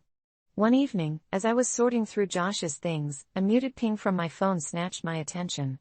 It was Elaine, with a photo of the blurred headstone at the cemetery, eerily illuminated by a waxing moon. Beneath it, she wrote, "This is where my only son sleeps, and you're the reason I have to suffer alone." I could feel the walls closing in around me, the pressure rising as I tried to breathe through waves of panic and regret. Who's the real monster here? I thought and countered my discomfort with a cold resentment.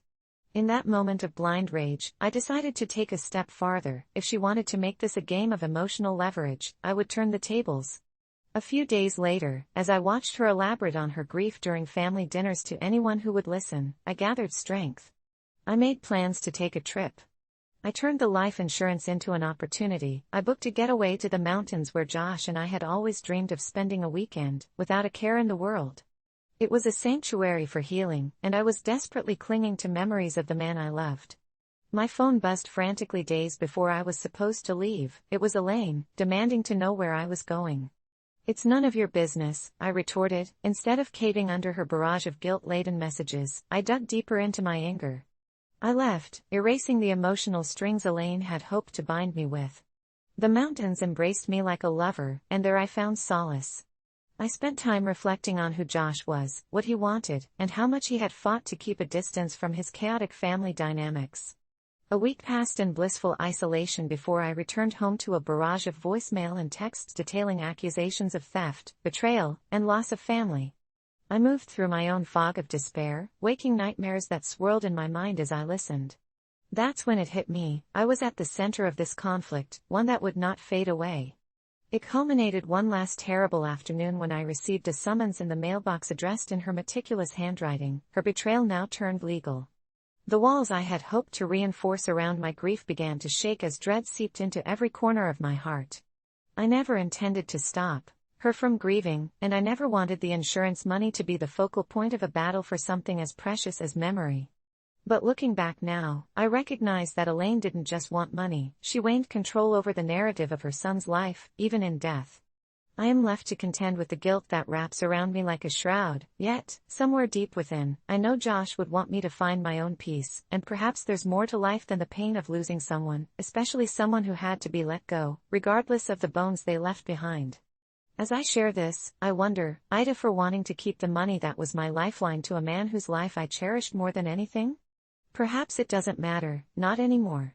What matters now is confronting the echoes of a love that once lit my way and deciding how best to carry that light forward, alone. In the heart of a city that pulsed with life, I found my solace in the lonely glow of dimly lit bars where judgment was drowned in whiskey and the air buzzed with secrets, and it was there, snugly tucked in a shadowy booth, that I made my vow. I hadn't tipped in the last 3 years, and I didn't give a fuck. The decision came not from malice but from a necessity to reclaim a sense of control over my disintegrating life. A ritualistic rebellion against the bitterness that seeped into my bones after I lost everything, my job, my home, even my fiancée, who walked away with that monologue about being a drain on her happiness. Each time I slid my glass back across the counter with the imprint of a bartender's hopeful eyes trailing after it, I couldn't shake the thrill of rebuffing the societal expectations that bound us all. However, it wasn't merely defiance, it became a haunting blend of freedom and guilt that lingered long after I staggered home, drunk on cheap cocktails and self-righteousness. And that's when the real nightmare began. One fateful night, I found myself at my usual bar, a cramped, in a charming way, dive called the Rusty Nail, where the neon lights flickered like dying stars and the music from the jukebox felt personal. It was here that I met her, a waitress named Claire, with striking blue eyes that reminded me of lost summer days, and a smile that somehow hinted at an understanding for my pain. She slipped a drink in front of me, a double whiskey, her signature move, her gaze lingering as she waited for my ritual dismissal, the lack of a tip. I could see the disappointment pool in her eyes, a flicker of something deeper, brushed aside too quickly. That night, she lingered longer, sharing snippets of her life, and I told her about my spirals, my failures, and our conversation danced around the topic of tips until I blurted it out, "I'm not tipping anyone ever again, and I feel liberated doing it." Claire raised an eyebrow yet held her tongue, and for a moment, I felt like she saw me not as a deadbeat, but as a fellow soul grappling with the wreckage of life.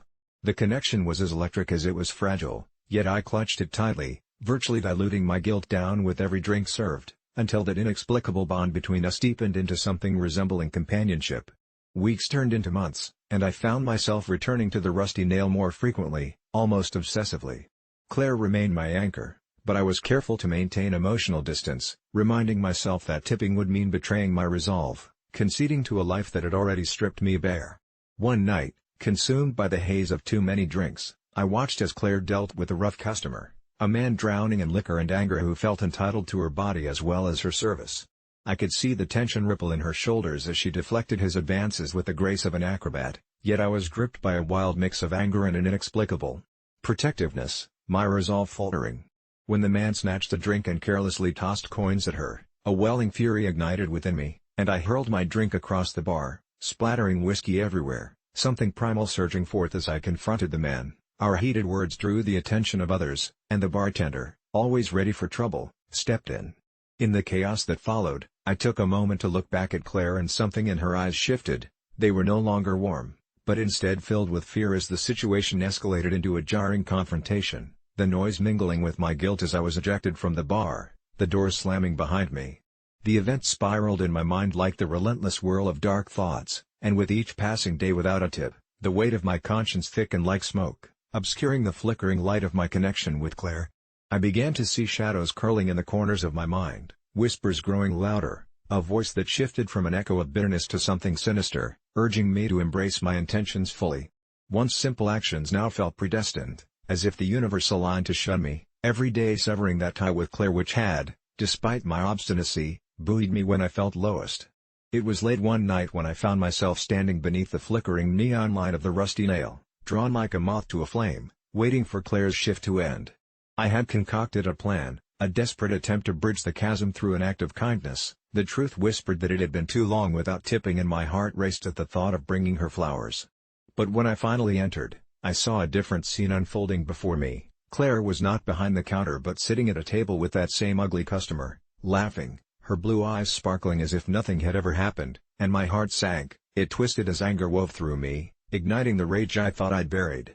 My footsteps echoed as I approached, every step fueled by the denial of my hurt. My fists clenched as I confronted her, demanding to know why she would ever settle for such a creep. My words poured out so viciously, bitter accolades uttered with venom before my resolve shattered, leaving me stranded with a cocktail of betrayal and despair. She looked up with a mix of pity and disappointment, and for the first time, it felt real. She stood up, her chair scraping loudly against the floor, and just as I was about to speak, the ghost emerged from my past, the same man I had a confrontation with before, eyes wrestling with laughter and malice, as he turned to me with a smile as jarring as broken glass. "Thought you weren't tipping anymore, huh?" he crooned, the contempt dripping from his words like syrup, and I realized it wasn't just a bar anymore, it was a stage where I was being watched, where consequences no longer offered sanctuary. I stumbled backward, retreating into the cruel echo of my own words, feeling something inside crack as Claire stepped between us, her face burning with anger, and in that split second, the shadows finally closed in, weaving the silence into something more sinister, a reflection of all my failed choices painfully culminating in this moment. In the chaos, the gloaming filled with laughter turned hollow, the walls whispered secrets against my regret, and I realized the universe didn't just want to isolate me. No, it craved expansion, feeding hungrily on my denial, and as I turned to flee, the laughter escalated to a roar, mingling with a sense of impending doom that clawed at my chest, and it was then that the truth enveloped me. I hadn't just abandoned the act of tipping, I'd tipped too far into the darkness, fooling myself into believing I could carve a space where connection could thrive without the lingering weight of kindness. 3 years of shadows had dissected my humanity, and as I left that bar, I couldn't help but wonder whether I'd hail the return to that sense of liberation or succumb to the silence, my heart now tethered to an invisible thread that felt severed, forever lingering on the precipice between choice and consequence, battling the echoes of laughter that chased me into the night, knowing I was more lost than I ever truly wanted to admit.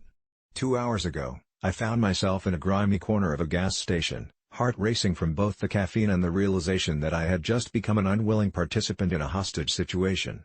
The stench of stale coffee mixed with the faint scent of cigarettes was suffocating as I watched a man, his face jagged with desperation and anger, point an unsteady handgun directly at me from behind the counter, his other hand clutching a crumpled paper bag filled with cash. I remember my thoughts racing. I should have just filled up my tank and left, but I was frozen with fear, my instincts screaming at me to run, to hide. Time blurred around me, the sunlight outside fading into a surreal, muted glow as I tried to decipher what to do. I tightly grasped the chipped edge of the counter, feeling like I was about to topple over, when deep down, I felt this overwhelming urge to defuse the situation instead of fleeing. I don't know why I felt that, but somehow, I found the courage to speak, to calm him down. "Hey, man, it's all right. Just breathe. You don't have to do this," I said, voice trembling but steady. He flinched at my words, his eyes darting with confusion and something softer, a glimpse of humanity before it was swallowed by desperation. For a brief moment, it felt like I was standing in a vacuum, The world and its noise shrunk away as I looked directly into his haunted gaze, and I could see him, just a man who had hit rock bottom instead of a monster with a gun. In a moment of raw courage, or perhaps sheer insanity, I stepped closer, which made the man jerk back, his finger twitching dangerously by the trigger. "I can help you," I continued, my voice low but firm, inching even closer to the edge of the counter. "It doesn't have to end like this. There's got to be a better way. Just talk to me." I don't know what possessed me to put myself in such danger, but somehow, I saw that flicker of understanding in his eyes again. Behind the grime and desperation, he was just a man, scared and hopeless. I saw a flash of pain that bridged the gap between us, and in that heartbeat, he lowered the gun, confusion stamped across his face. It was as if he was slowly waking from a nightmare. He looked around, the realization of what he was doing crashing down upon him. The sound of sirens wailed in the distance, and I could see the panic begin to sprawl across his features. I didn't mean to," he stammered, but before he could finish, I heard the unmistakable howl of police cars pulling into the lot. The man twitched with fear and suddenly, adrenaline surged within him, pulling the gun back towards me, this time with a fully realized intent. "Get the hell out. This is your fault," he shouted, and without thinking, I dove for him, grabbing his wrist and twisting, hoping to distract him long enough for the police to make their move. My mind was swirling, and in that split second, adrenaline propelled me as I managed to knock the gun from his hand, the weight of our bodies crashing into the floor as I wrestled to restrain him. Chaos erupted, the sound of yelling, the shattering of glass, and the rush of footsteps as law enforcement swarmed in, handcuffs clicking around his wrists just as my heart began to slow. I'll never forget the look in his eyes as he was taken away, a mix of anger and gratitude. I had saved him from whatever darkness had driven him to that point, yet in my heart, I felt disgusted by the whole ordeal. The hero in the movies doesn't have to tackle his would-be murderer to the floor, he just stands tall, claiming his victory. I expected that moment would fill me with hope, but as I left that gas station, adrenaline still pumping through my veins, dread washed over me, particularly when I glanced at the time. I've always been a night owl, but as the stars flickered into existence, I felt an uneasy tingle down my spine, as if something loomed in the shadows just beyond my vision. I decided to take a long way home, turning on the radio in a futile attempt to shake off what happened and its lingering grip on my mind. Just a few blocks from home, I stopped at a red light and felt an instinctive chill crawl across the back of my neck as if I wasn't alone. I looked into my rearview mirror upon feeling those eyes boring into me, and there, in the darkness, was the outline of a figure standing by the entrance to a convenience store. It was him, the man from the gas station. Our eyes connected, and though it was only a fraction of a moment, the haunting memory surged back, panic clawing at the edges of my thoughts. Screams erupted in my mind. I thought that maybe he would just fade away like a character from a bad dream, but he didn't. Those tired, hungry eyes remained fixed on mine, his glare burning with an intensity that sent a surge of cold terror through me. The light changed, and I pushed down on the gas pedal, just wanting to put distance between us. My breaths quickened as I turned corners, heart racing as paranoia kicked in, shadows mingling with the darkened streets. I was about to let down my guard when suddenly, my phone rang, a sharp break in my fevered daze, and seeing my mother's name flashing across the screen momentarily distracted me. I answered shakily, managing to tell her I was all right, but the call felt like a strange farewell. As I hung up, I glanced out my window again, and dread hardened my gut. The man was there, now mere feet away, following my car with a kind of keen focus that made my skin prickle with sharp apprehension. The moment our eyes met again, something shifted behind that look. I could see the wheels turning in his mind, an idea forming. Instead of running away in fear, I dared to breathe. Perhaps there was still a shred of humanity left in him. "Please," I found myself whispering, "don't do this." I had saved his life once, and all I wanted was to keep my own. I tried to convince myself that I had witnessed his potential, that perhaps he could change, yet as he stepped closer, with each relentless approach my fear twisted into something darker. I drove faster, weaving through the fog of the night, but every time I glanced at my mirror, he was right there, a haunting specter filled with unyielding purpose. His persistence unnerved me until I could hear my own heartbeat drumming alongside the thrum of my thoughts. What the hell does he want from me? The streets twisted and turned into an inescapable labyrinth, and just when I thought I'd lost him in the layers of darkness, the realization hit. I could feel a surge of cold rage, sharp and bitter, spread through me, a furious conclusion that I was not the hero of the night, but rather just a pawn in whatever twisted game he had in mind.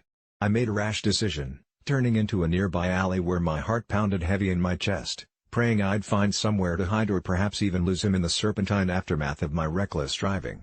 But just as I pulled to a stop, his figure loomed in my peripheral vision, devastatingly close. I let out a shaky breath, stumbling out of the car, adrenaline coursing through my veins, a desperate force pushing my feet into action.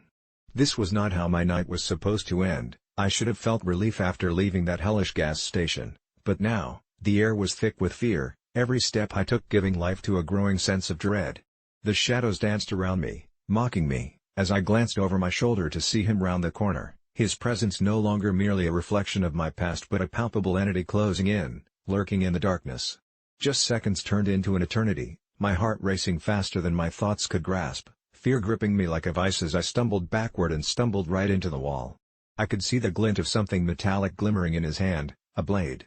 And at that moment, I realized I was not just in danger, I had awakened something inside him, a monster awakened by my act of kindness, opposed to the heroism I had imagined. My thoughts spiraled as I recalled the terrified look in his eyes just moments before the police restrained him. He was no longer the shaken man clinging to the precipice of sanity. Instead, I was staring into the abyss of his rage, a feral intensity that threatened to consume us both.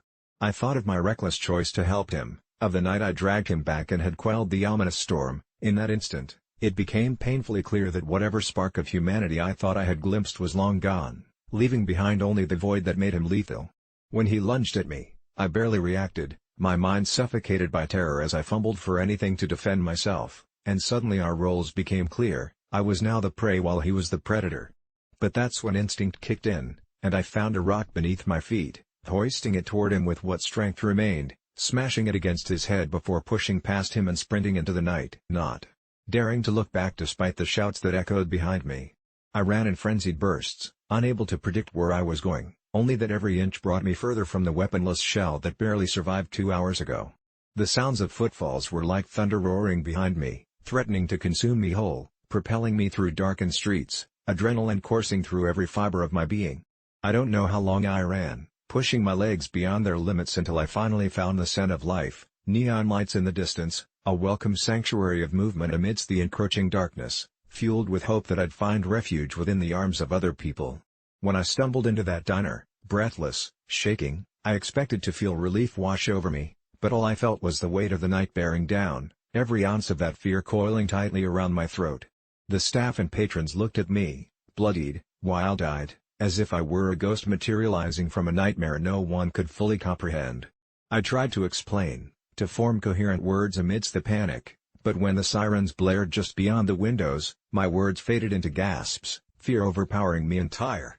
As the police barged into the diner, searching, I felt the trembling reality. He was out there, somewhere in the shadows, and I had unknowingly opened the door to chaos that would haunt me eternally.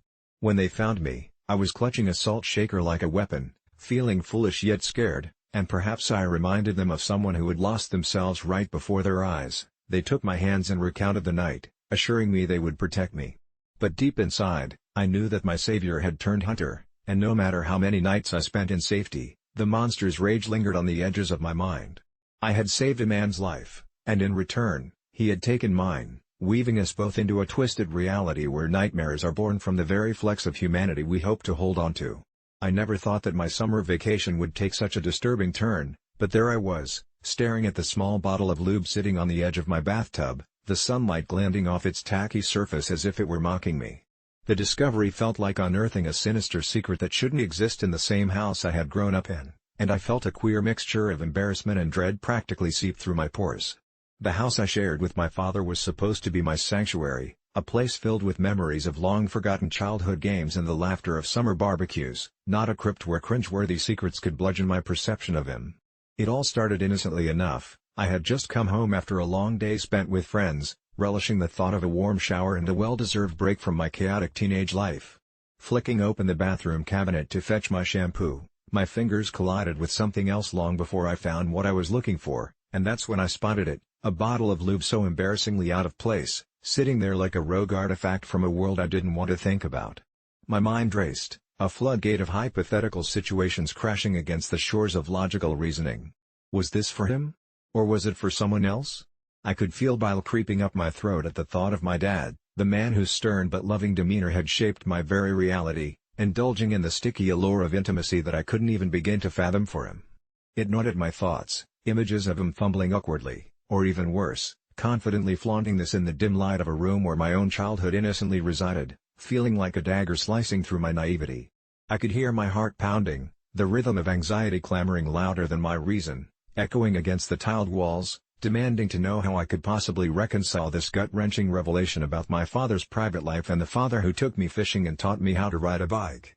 My hands trembled slightly as I picked up the bottle, almost in disbelief.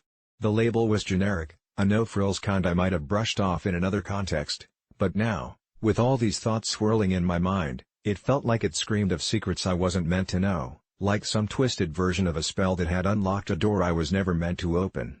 I put it back, almost angrily, forcing myself to look away and focus on something, anything, else. But there was no distraction that could silence the insidious questions forming in my mind, moments replayed like loops in my head, fragments of memories blurring together, shared glances, unspoken words, those small, awkward pauses we often brushed aside as mere silence but now felt laden with meaning. How could I unsee this? How could I pretend I'd never found it, that I wasn't hyper-aware of every nuance in his behavior? The way he laughed a little too loudly at his own jokes. Or the small, transient smiles that didn't quite meet his eyes when he thought no one was watching.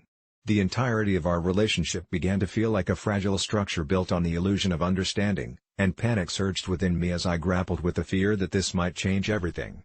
I made the desperate decision to confront the situation head-on. The anxiety coiled inside me, and my read out every single notion of what normal was slipped through my fingers like grains of sand.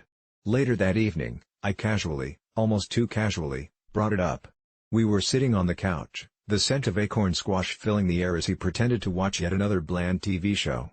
My voice almost quivered as I forced the words out, using humor to cloak my discomfort. "Hey Dad, you left some personal items in the bathroom, like, lube? Pretty sure it's not mine." The silence that followed felt like an eternity. His eyes widened, shifting from the screen to meet mine, his brows narrowing as he pieced together what I was intimating without saying more.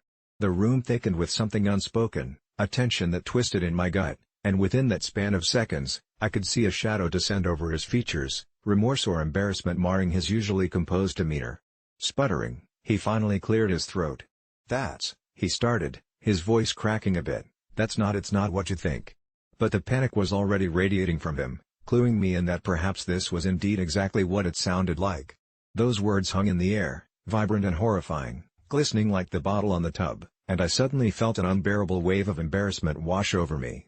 I could only stare at him, waiting for some kind of explanation to break free from his lips, feeling the weight of my naivete crash on me as bitter, salty fear drained into my stomach. Well, he stammered, running a hand through his graying hair, looking surprisingly vulnerable. "Some things got messy," he said finally, avoiding my gaze. "Things changed after the divorce." My heart sank, it felt as if the floor had dropped beneath me, and I was caught in a long, spiraling descent into a void that knocked the breath out of me. All those uncertain times, the late nights he spent alone after my mother moved out, so lost in his own world, I'd thought he was just adjusting, but now it felt much darker. Suddenly, I was forced to reckon with the idea of him being more than just my dad. He was a man grappling with the aftershocks of a broken life, one desperately seeking connection where he might find it, and all at once, I felt like a voyeur peering into the unsettling parts of his existence that had no place in my view. There was a quiet sadness in his eyes that mirrored my own turmoil, but instead of anger or resentment, I felt a deep ache of empathy that sent my thoughts spiraling anew, wondering how long he'd been alone, who he had turned to, and what those encounters meant for him now. A damning silence filled the space as he processed this bombshell dropped between us. I felt as if I'd crossed a line into a territory I could never uncross, and while a part of me wanted to laugh it off or dismiss it, I couldn't shake the growing unease twisting like barbed wire around my heart. Was I forever altered by this revelation? Would our relationship ever recover from this freshly painted layer of intimacy that had been thrust upon us like an unwanted guest? The next day crept by. I walked through the motions of my routine, the weight on my shoulders growing heavier, every memory I shared with my dad now tainted by that single, external object that had forced its way into our world. It felt like a ghost haunting the everyday moments we shared, and when I heard his voice from the kitchen, laughter ringing through the air, it felt like a hollow echo, one that resonated with a newfound dread, as if it were mocking my efforts to pretend like everything was normal. I stumbled through my day like a living, breathing shadow, the smile plastered on my face feeling more and more like a mask, while my thoughts were chained by that simple truth: my dad was not just my dad, he was a man carving out his own broken pieces in search of solace. And with every passing second, I knew I could never see him the same way again. In the dark of the night, I curled up in bed with the unyielding churning in my gut, the silent heaviness of it all wrapping around me like a vice, suffocating the remnants of innocence I thought I still possessed. As sleep tugged at the edges of my consciousness, I could have sworn I felt the shadows whisper secrets in the corners of my mind, urging me to consider the unthinkable, that life itself was a tangled web of discomfort, that even those we love most can surprise us with the layers of their existence, and that nothing, even the laughter in my dad's voice, could ever be trusted to stay the same. I must admit that I've spent years contemplating whether to share this story, an experience from my childhood that haunts me even to this day, a dark secret I buried deep beneath layers of innocent laughter and carefree play, but now it claws its way back up, and I fear I won't be able to rest until I've confided it to the world. It all began when I was 6 years old, a time when the fabric of reality felt more like a canvas to be painted on than a set of hard and fast rules, and I desperately wanted to fit in with the other kids who would often gleefully chatter about their sleepovers, filled with whispers, snacks, and stories that stretched late into the night. So, one day, after filling my mind with visions of pillow forts illuminated by the soft glow of fairy lights, I concocted a small light to convince my parents that my best friend Lily was having a sleepover and begged them to let me go. That fateful night in early October was thick with the bite of impending winter, but I felt warm and giddy with the anticipation of a night spent immersed in make-believe with my closest confidant, immersed in a world far removed from the mundane life of my suburban existence. So I practically skipped down the street to her house, clutching a hastily packed backpack filled with every plush toy I deemed crucial for safety and comfort. As I rang the doorbell, I could hear laughter drifting through the air, the way it does when happiness feels alive and almost physical, and when Lily's mother opened the door, I could practically taste freedom on my tongue. However, I quickly learned that she was not expecting me, not tonight. Lily was away with her family, and there was no sleepover. Panic coursed through my veins as I stammered out a clumsy lie, saying my parents were waiting for me at home and I just needed to borrow a book for the night, all while the metallic taste of fear settled on my tongue, horrified at the thought of returning to my empty house, my life crashing down around me. But the worst was yet to come as Mrs. Thompson, the eager mother, insisted I come inside, convinced that waiting for Lily's return soon was the best idea. They had a spacious living room, a warm fireplace, and home-baked cookies that smelled like a warm hug, and it almost convinced me I was safe until she turned to me with a smile that felt too wide, inviting me to stay for the night. I stood rooted to the spot, thoughts racing about how my parents would react if they found out I'd lied, if they came looking for me. But the lure of the cozy living room was almost irresistible, swallowing my fears, so I accepted and still felt a pang of guilt as I watched the last light of day escape, replaced by shadows that loomed ominously in the corners of the room. Mrs. Thompson seemed delighted, her eyes sparkling with energy as she ushered me to the couch, turning on the TV to my favorite show, and for a few moments, I felt a fleeting sense of happiness, but that comfort unraveled quickly. When the doorbell rang again, and my heart sank as I opened the door to see a towering figure standing in the doorway, a man I'd never seen before with an intimidating look that made my stomach twist. He asked for Lily, and the moment I explained she wasn't home, his demeanor shifted to something cold and calculating, and I could sense danger lurking behind his friendly smile, like a predator sizing up its prey. Mrs. Thompson chuckled lightly, waving it off, but my instincts screamed at me that something was wrong, and I watched her invite him in with too much hospitality, my discomfort escalating as tension hung in the air. I was paralyzed as I clutched my backpack tightly, frozen to the spot while the man stepped into the living room, but he didn't sit down. He lingered at the edge of the room, his eyes darting about, and that's when I noticed how the shadows seemed to creep closer, engulfing the light like a thick fog, and with every tick of the clock on the wall, dread tightened around my chest until I could barely breathe. Mrs. Thompson continued chatting with this stranger, oblivious to the way his gaze lingered on me, every heartbeat drumming louder in my ears until suddenly, I heard Lily's name again, and something inside me snapped. Fear surged through me like wildfire, and the bile threatened to rise in my throat as I realized I couldn't wait any longer. I had to leave. Still clutching my backpack, I snuck quietly towards the front door, but with every step, I could feel the weight of the man's gaze trailing me, and just as I reached for the doorknob, it twisted open as if he'd anticipated my every move, and I found myself suddenly face to face with the abyss of panic as his smile widened, a Cheshire cat grin that sent shocking waves of terror coursing through me. It was the moment when reality stretched too thin, and I felt like I was on the verge of being swallowed by darkness. Scrambling backward, I bolted from the house, bursting into the night, my heart pounding in my ears as I stumbled down the street with my breath coming out in desperate gasps.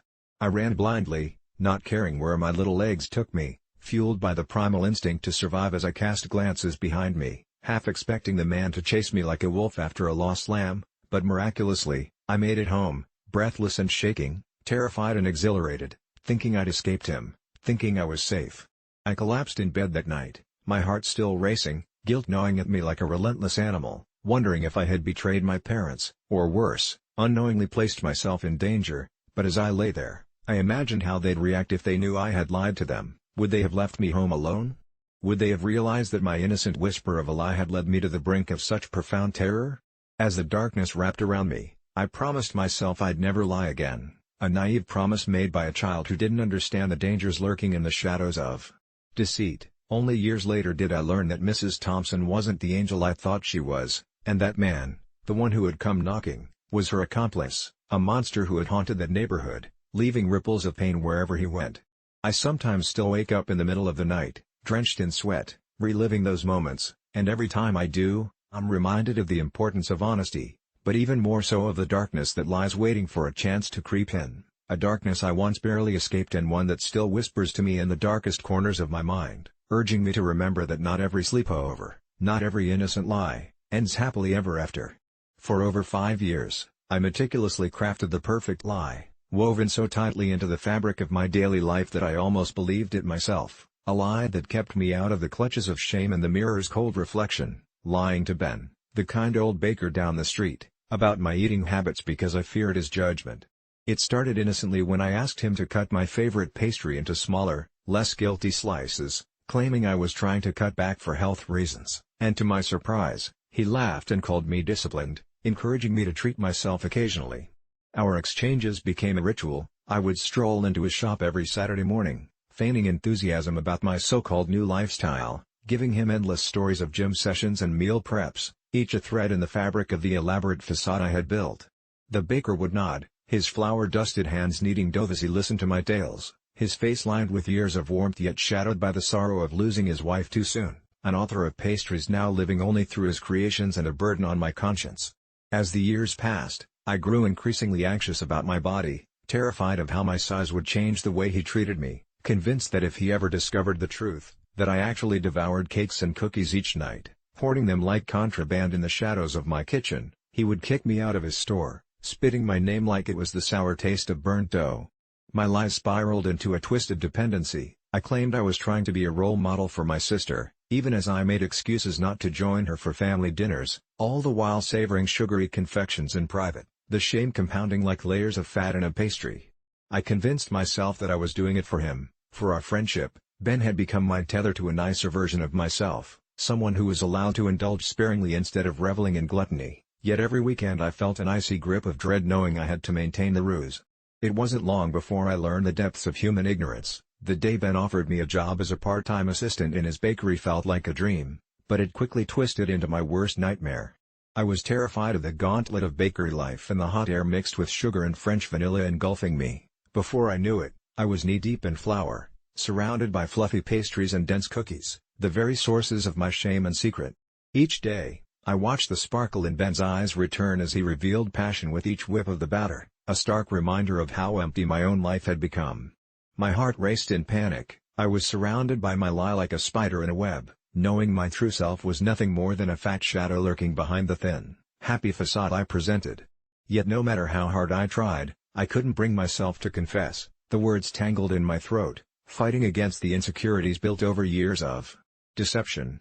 Yet one fateful day, everything changed, starting with the subtlety of strange occurrences, a ripple in the air that whispered of dread, a fading scent of vanilla, and a peculiar chill that swept through the bakery.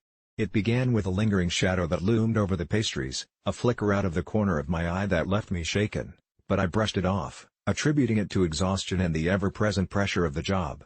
Then the bakery started to feel heavier, an oppressive blanket of dread, as customers began to complain of an unusual aftertaste in the treats, a salty tang that snuck its way into frosting and cream, coaxing my mind toward dark rumors of the baker's health deteriorating. Wasn't it ironic how, The longer I lived under the weight of my dishonesty, the more I felt the walls closing in. Then, one stormy night after the store had closed, I heard Ben's labored breaths, heavy and strange, echoing through the kitchen, the sound fleeing into the shadows as I attempted to wipe the counters clean of sugary residue. My heart churned with worry as I stumbled upon him in the back of the kitchen, each breath rippling through the air like a prelude to something terrible. That's when I saw it, the outline behind him, something dark that sagged with an almost human quality, its shape writhing like a stolen spirit, watching me with hollow eyes as Ben spoke softly to it, the words filled with despair. I realized in that moment he was arguing with his late wife, hallucinating her existence in that space he filled with sweet memories and ghostly nostalgia. My stomach twisted with a new fear, not just for my own truth but for his unbroken heart that had inherited the bitterness of loss. In that instant, I knew I had to come clean before it shattered like the fragile glass of the bakery's chandeliers. I blurted out the truth, the words spilling like flour from a clumsy bag, the late-night binges, the guilt, the reasons I kept up the charade, desperately searching for sympathy in his kind eyes that were now glazed with confusion and disappointment. But a deeper, darker shadow lingered behind him, inching closer, tightening the air around me. It seemed I had awoken something, broke the unspoken bond that kept the truth buried between us, and now the lies bore a heavy cost as a low growl echoed through the room, and everything I had fabricated merged with the bitter reality that the spirit of grief was now driving Ben deeper into madness, and I was tethered in a web, fashioned from a flower-sweetened betrayal. The entity, spurred by my revelation, lunged toward me, a wisp of smoke curling against the light, and I was suddenly enveloped in despair. The darkness clawed at my insides, filling me with the undeniable weight of sheer horror as I grasped the cruel nature of my deception. The truth bared all, turning the baker's pain into something tangible, and for the first time in years, I understood that the lies were never just mine. They belonged to the sweet memories of a life that once flourished, now warped by whispers and shadows. And then it all surged within me, a suffocating need for redemption, for connection shattered by my own selfishness. I could only hope that in breaking the cycle of deceit, I wasn't too late to save us both from the pastry-fueled nightmare that awaited as the darkness pressed in, tightening its grip like freshly kneaded dough, threatening to swallow not just our lives, but the very essence of the bakery itself. For years, we had an elf on the shelf named Henry, a charming little thing that my parents insisted brought us good behavior points with Santa, but to me, he was nothing more than an omnipresent nightmare, an intrusive sentinel perched on our living room shelf, judging my every move with those beady glass eyes that seemed to glisten in the dark, a piercing gaze that felt like it was dissecting my soul. I remember the countless times I woke up in the middle of the night, my heart racing, feeling compelled to glance at him, convinced he'd shifted positions or was, God forbid, looking directly at me when I was doing nothing but trying to breathe.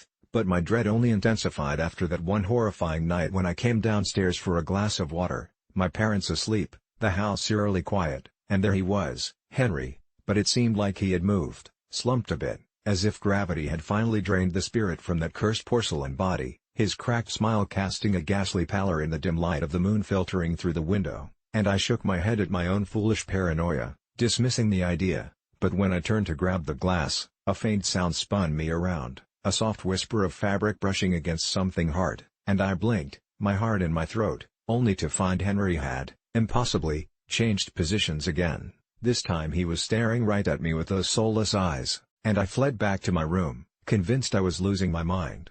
Weeks turned into months, the holiday season approached, but the joy that usually accompanied the time of year was lost on me. Every time I walked past that shelf and saw Henry's fixed grin, I felt like I was being swallowed whole. And then one December night, as the first snowflakes began to drift softly down from the heavens, I came home from school, exhausted and spent only to find the house flooded with the scent of burnt cookies and pine, my joy fading into dread as I expected another night of sleepless terror fueled by the elf's piercing watch. But somehow, it felt different, softer, and I let my guard down, lured into the warmth of holiday lights twinkling around the living room until I finally plopped on the couch, peering at Henry through half-closed eyes. The flickering light highlighted the cracks and chips that lined his porcelain form, revealing at the same time this disturbing beauty, and that's when it happened. My baby brother, ending his innocent toddler stage of delightful mischief, burst into the room like a whirlwind, clutching his favorite stuffed bear, his wispy blonde hair a tornado atop his head.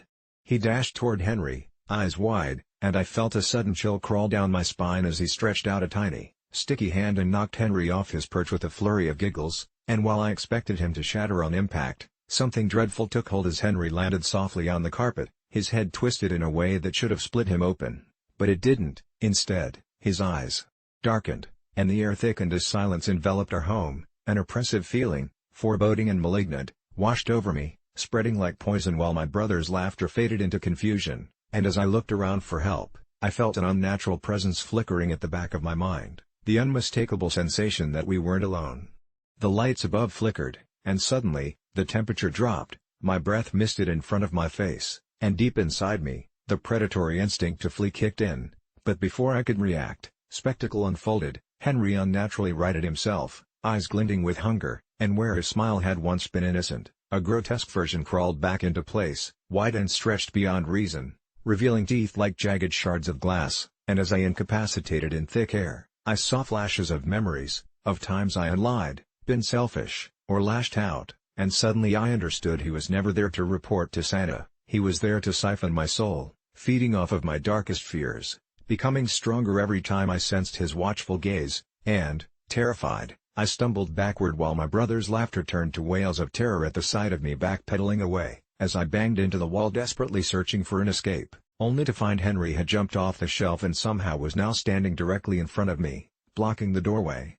Just as I felt my sanity unravel, my parents charged into the room, all smiles and warmth, completely oblivious, yelling about how they'd just seen Artie from the bakery had dropped off goodies, and I thought about screaming to warn them, but the energy shifted, an unbearable weight crushing my chest as my younger brother's wails dissolved into a soft chortle, Henry tilting his head almost lovingly at my parents before slipping into my bedroom and disappearing. I stood frozen, horrified and relieved when the door swung back shut, allowing me to breathe just a second longer, but my heart collapsed when I realized my family no longer acknowledged my presence.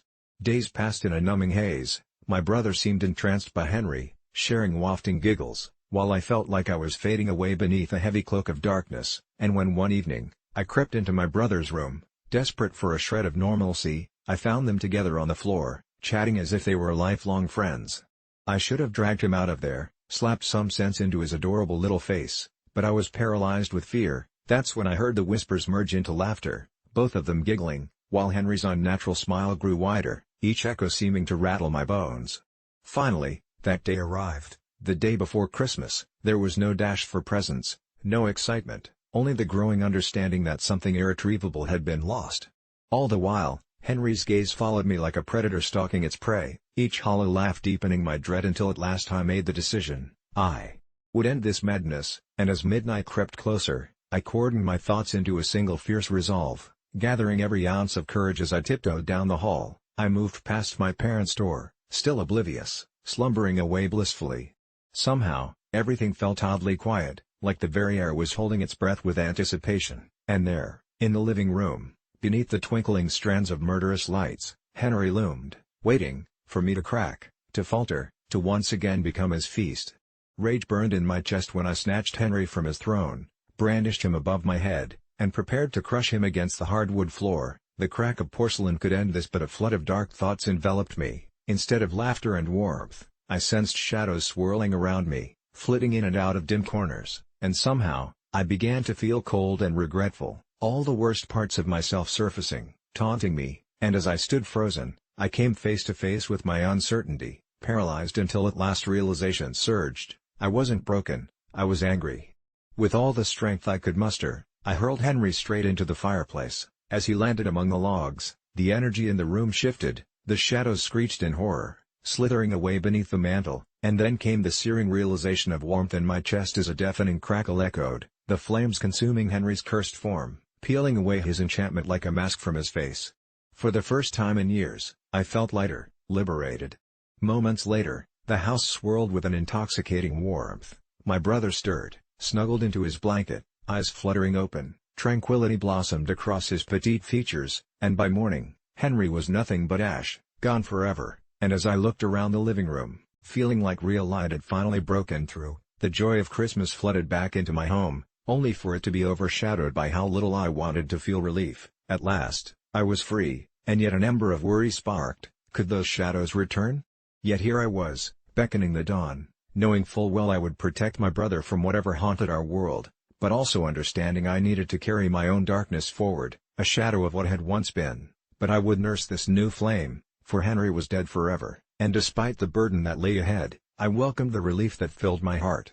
It started with one night of reckless abandon, the kind of night that felt like a neon-lit fever dream, where reality twisted into a blurry mess of laughter and intoxication. I didn't even know her name when we stumbled into my apartment, the air thick with vulnerability and bravado, as we shed our inhibitions along with our clothes. We both knew where it was headed, the magnetic pull of primal instincts overshadowing even the smallest shred of common sense, and when the early morning sunlight began to creep through my window, leaving taco trucks and late-night bars in the rearview mirror, I fully expected that would be the last I'd ever see of her, but then I received a text 3 weeks later that turned my life into a waking nightmare. "I'm pregnant," it read, and even though I had never met a baby trapped, the world pressed in on me so hard that I could hear my heartbeat ricocheting off the walls like a frantic pinball. For a moment, my mind went blank, the panic a tight coil in my chest. I was 26, fresh out of grad school, working a dead-end job in a coffee shop, living with my parents while trying to pay off student loans. I had neither the time nor the resources to welcome new life into such chaos. I tried to reach for rationality, for a way out, but my bravado slipped away like water through seeping cracks, and all I could feel was the suffocating weight of impending responsibility. We met that weekend in a diner, with its flickering neon lights and greasy menus that felt like a cruel joke, as she stared at me with wide, terrified eyes, and I realized she was just as lost as I was. We spent hours fumbling through awkward conversations and half-hearted jokes, but the laughter couldn't cut through the thick fog of anxiety that hung over us, and when she finally said she was thinking of keeping it, my heart collapsed under the weight of dread. Images of sleepless nights, baby cries, and shattered dreams flooded my mind. The thought of us felt like a ghost trapping me, suffocating any chance of freedom or happiness, manifesting a deeper panic. In a moment of desperation, I suggested she consider other options, words woven together with fear and desperation that sent a chill through the diner. Mingling with the greasy scent of fries, she left in tears, and I felt a pang of guilt mixed with relief as we went our separate ways, her not knowing where I had just trapped myself, lost in the shadows, resonating echoes of my own decisions haunting me. The next few weeks were a blur of manic existence, trying to avoid her calls, dodging text messages, and deceiving myself into thinking that maybe, just maybe, I could live this life unscathed, like running from a nightmare that kept unfurling in the recesses of my mind. But it didn't stop. Out of nowhere, I grew sick during the nights, not from the anxiety of what awaited but from something deeper and darker, a sensation that felt more like a presence, tightening around my throat like a slow strangulation, and when I finally sought help, the doctor looked into my eyes and said, "There's nothing physically wrong, but maybe you're just stressed out." And so the weeks dragged on, with my existence narrowing into the oddly cozy confines of my own panic, watching shadows dance on the walls, feeling like a prisoner in my own skin. As I realized I was disappearing, fading with each yawn, each ounce of energy slipping away like dust in the wind, reducing me to nothing more than a wisp, a ghost of who I once was. The night I changed felt particularly vivid. I looked in the mirror and sighed, the hollow cheeks, the sunken eyes staring back at me, but now it wasn't just a reflection, it was as if someone else was staring back, a stranger peering from behind the glass, and I barely registered the pounding on my door until it shattered my trance. Before I could react, before the panic could turn into a response, a violent crash sent splinters across the floor, and there she was, the girl from that fateful night, her face twisted in anger and desperation, red and raw like she had clawed her way through a thorny bush. "I needed to tell you," she gasped, and before she could complete her thought, a shudder crawled down my spine, and I knew she wasn't alone. I was swallowed by darkness, the door collapsing, pushed aside, and there it was, the presence I had suffocated beneath my panicked thoughts, standing behind her. An amalgamation of shadow and texture, as if distorted memories rolled into one sepulchral being, and I realized too late that it wasn't just my fear manifesting.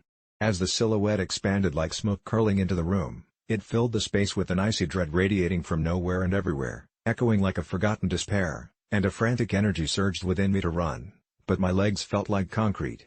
It was a horrifying truth, I was trapped within my own demise, like I had become both the phantasm and the prisoner, witnessing my life slip away as if I were spectating in a theater of the damned. "What's happening?" she screamed, while a light trembled against the onslaught of shadows, and I wanted to shout, to tell her to run, but my voice was lost between realms, trapped like I was, fated and fating. I watched helplessly as the creature reached for her, the rejection of destiny played out in Casablanca tones, fear brewing as she shrieked, and the last visible remnants of life I possessed swirled into the abyss, where the lines of mortality and spirit blurred. I felt it in that moment, the truth that settled in, that I had strived to escape and now welcomed with open arms, a realization that I had become truly a ghost, wandering the earth, forever shackled by my own choices, encircled by my demons while the living blinked and danced around me, unaware that I could only watch, freezing in horror as life unfolded without me, trapped not by a baby, but by the weight of my own regrets as I drifted along the edges of darkness. When I'm at work, sometimes I let people have things for free, and I never thought it would lead to something terrifying until the day Ellen walked in. She was just another customer in my small-town convenience store, the kind of place where everyone knows each other's names and the daily special is written in fading marker on a chalkboard. Ellen always looked a little out of place, her clothes were too nice for our rundown neighborhood, her hair was perfectly done, and her smile felt rehearsed. At first, I thought she was just trying to lighten her workload by picking up snacks for the craft night she hosted at her house. But on this particular Thursday, something about her seemed different, as though she was searching for something deeper than just a snack. I had just finished restocking when she came up to the register with a pack of gum, her eyes flickering to the scant selection of drinks behind me. There was something compelling about her, something that made me want to reach out and connect, to break the mundane cycle of transactions that droned on day after day. Without thinking, I told her, "You can have that for free." Her smile widened, revealing cheerful dimples that brought warmth to the usual chill of the store. But instead of gratitude, I felt a shiver slip down my spine when she leaned closer and whispered, "You should be careful what you give away." Those words lingered like a bad omen, clinging to my thoughts even as she walked out the door, a lightweight breeze shifting the air behind her. The following week, I found myself drawn to her again as she entered the store, this time with a careful look on her face. I knew she was examining me as much as I was her, and maybe I was the only one who noticed how she hovered at the edge of the fluorescent lights, as if standing too close to them. I offered her a candy bar, thinking it might put the doubt to rest, but instead, her expression turned cold. She took it, all while meticulously counting how many candies I'd given away in the last month. The darkness wrapped around the air in the store like a fog, thick and heavy, and I started to notice more signs of it, the late-night customers leaving awkward silences in their wake, customers who glanced over their shoulders as if expecting a shadow to follow them. My co-workers thought I was losing it, talking about paranoia and stress, but each time Ellen came in, those whispers echoed louder. One evening, I had to stack supplies along the back of the store when I stumbled across an old flyer pinned to the wall for a missing person, a girl who had vanished without a trace. I felt a weird flutter in my stomach, a connection that maybe I was overlooking. The flyer faded and blurred, but the mundane words turned sinister. "If you have any information, please come forward." I found out she had last been seen at a craft night, the same one Ellen hosted. I didn't get a chance to ask her about it. When she came in next, I noticed the unsettling shadow beneath her eyes. I tried to confront her with the flyer, but she laughed, her voice lacking sincerity, and then, unnervingly, I felt an overwhelming urge to offer her more free things, as if my instincts were being warped like the circumstances surrounding her presence. I should have listened to myself. I heard an urgency in her laughter that echoed around me like an alarm. Instead, I fell deeper into the rabbit hole, offering her the chocolates, the drinks, and even snacks, feeling compelled, even enchanted, to keep giving her whatever she wanted. And that's when everything spiraled. The last time she came in, she stood at the counter, her eyes fixated on me in a way that made my skin crawl. "You know, those who take things for free shouldn't be surprised when they lose more than they bargained for," she muttered, her voice taking on a melodic yet ominous tone that resonated within me. I could hardly breathe, yet I felt unable to move as she leaned in closer, the fluorescent lights flickering uncertainly above us. There was something watching from the shadows, something both inviting and menacing. In a fevered rush, I tried to shake off the discomfort. I offered her the last of my stash, the store's best energy drinks. "You don't have to do that," she said, her smile twisting into something sinister yet sweet.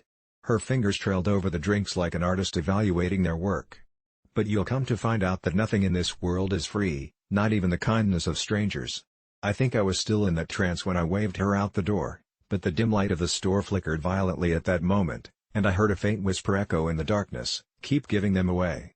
I dropped the energy drinks, they shattered on the floor like glass hearts, and Ellen simply walked away, leaving me surrounded by the crumbled remnants of her malevolence. Days passed, each more distorted than the last, until I finally decided to close the store for good. There was a gnawing realization that every free thing I had given her had drained a piece of my soul, twisting me into something dark. Yet, every night I still found myself waking with a jolt, staring at my pale hands, thinking about the next customer who would walk through those doors, someone else I could offer something to, freedom or fate, as Ellen taught me, the lines blurred in a cruel game. I haven't seen her since the day I closed the store, but sometimes, when the night goes quiet, I hear whispers in the shadows, echoing in the hollow spaces of my mind, reminding me that when you give something up so easily, sometimes there's reflection in the darkness. And one day, perhaps I will pay that price. I never thought that lying about my job would come back to haunt me, but here I am, covered in sweat and fear, trying to figure out how it spiraled so far out of control. It all started when I met Lisa at a housewarming party. She was stunning, the kind of woman who seemed to radiate a light all her own, her laughter infectious. I desperately wanted her to notice me, to see me as someone worth her time, so when she asked what I did for a living, I panicked and blurted out that I was a historical data analyst specializing in archaic technologies. The look on her face was priceless, she was impressed, and I reveled in the attention, my charade becoming a thrilling game as I watched her interest in me grow, but I was treading on dangerous ground. The next week, she asked me to meet at a local cafe where she wanted to introduce me to her friend, a history professor who taught ancient civilizations, and my heart dropped into my stomach. There was no way I could back out of this now, so I just lied through my teeth, casually dropping technical jargon as if I lived and breathed it. To my immense shock, they seemed to truly buy it, and just like that, I was pulled deeper into my own web of deception. The more we hung out, the more I had to fabricate, conjuring elaborate stories about my research trips to ancient ruins that only existed in my imagination. I felt an exhilarating high, but it was laced with a creeping dread. Then came the day I received a text from Lisa asking if I'd help her organize a panel discussion at her university. Her professor friend thought I'd be a perfect guest speaker. My heart raced in panic, but I could hardly say no without crashing the entire facade I'd built. I spent the next few sleepless nights researching historical terms and facts, preparing myself for the inevitable moment I had to stand in front of a crowd and pretend to be someone I wasn't. When the day arrived, I walked into the auditorium, adrenaline pumping, eyes darting nervously. There were dozens of students seated, and I could see Elisa beaming with pride. It was time to act. I stood at the podium, the microphone in front of me feeling like a noose tightening around my throat.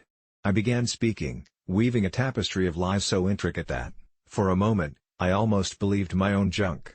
Each compliment, each nod of understanding from the audience made me feel invincible, but behind the facade, the tendrils of anxiety were wrapping around my heart tighter with every passing moment.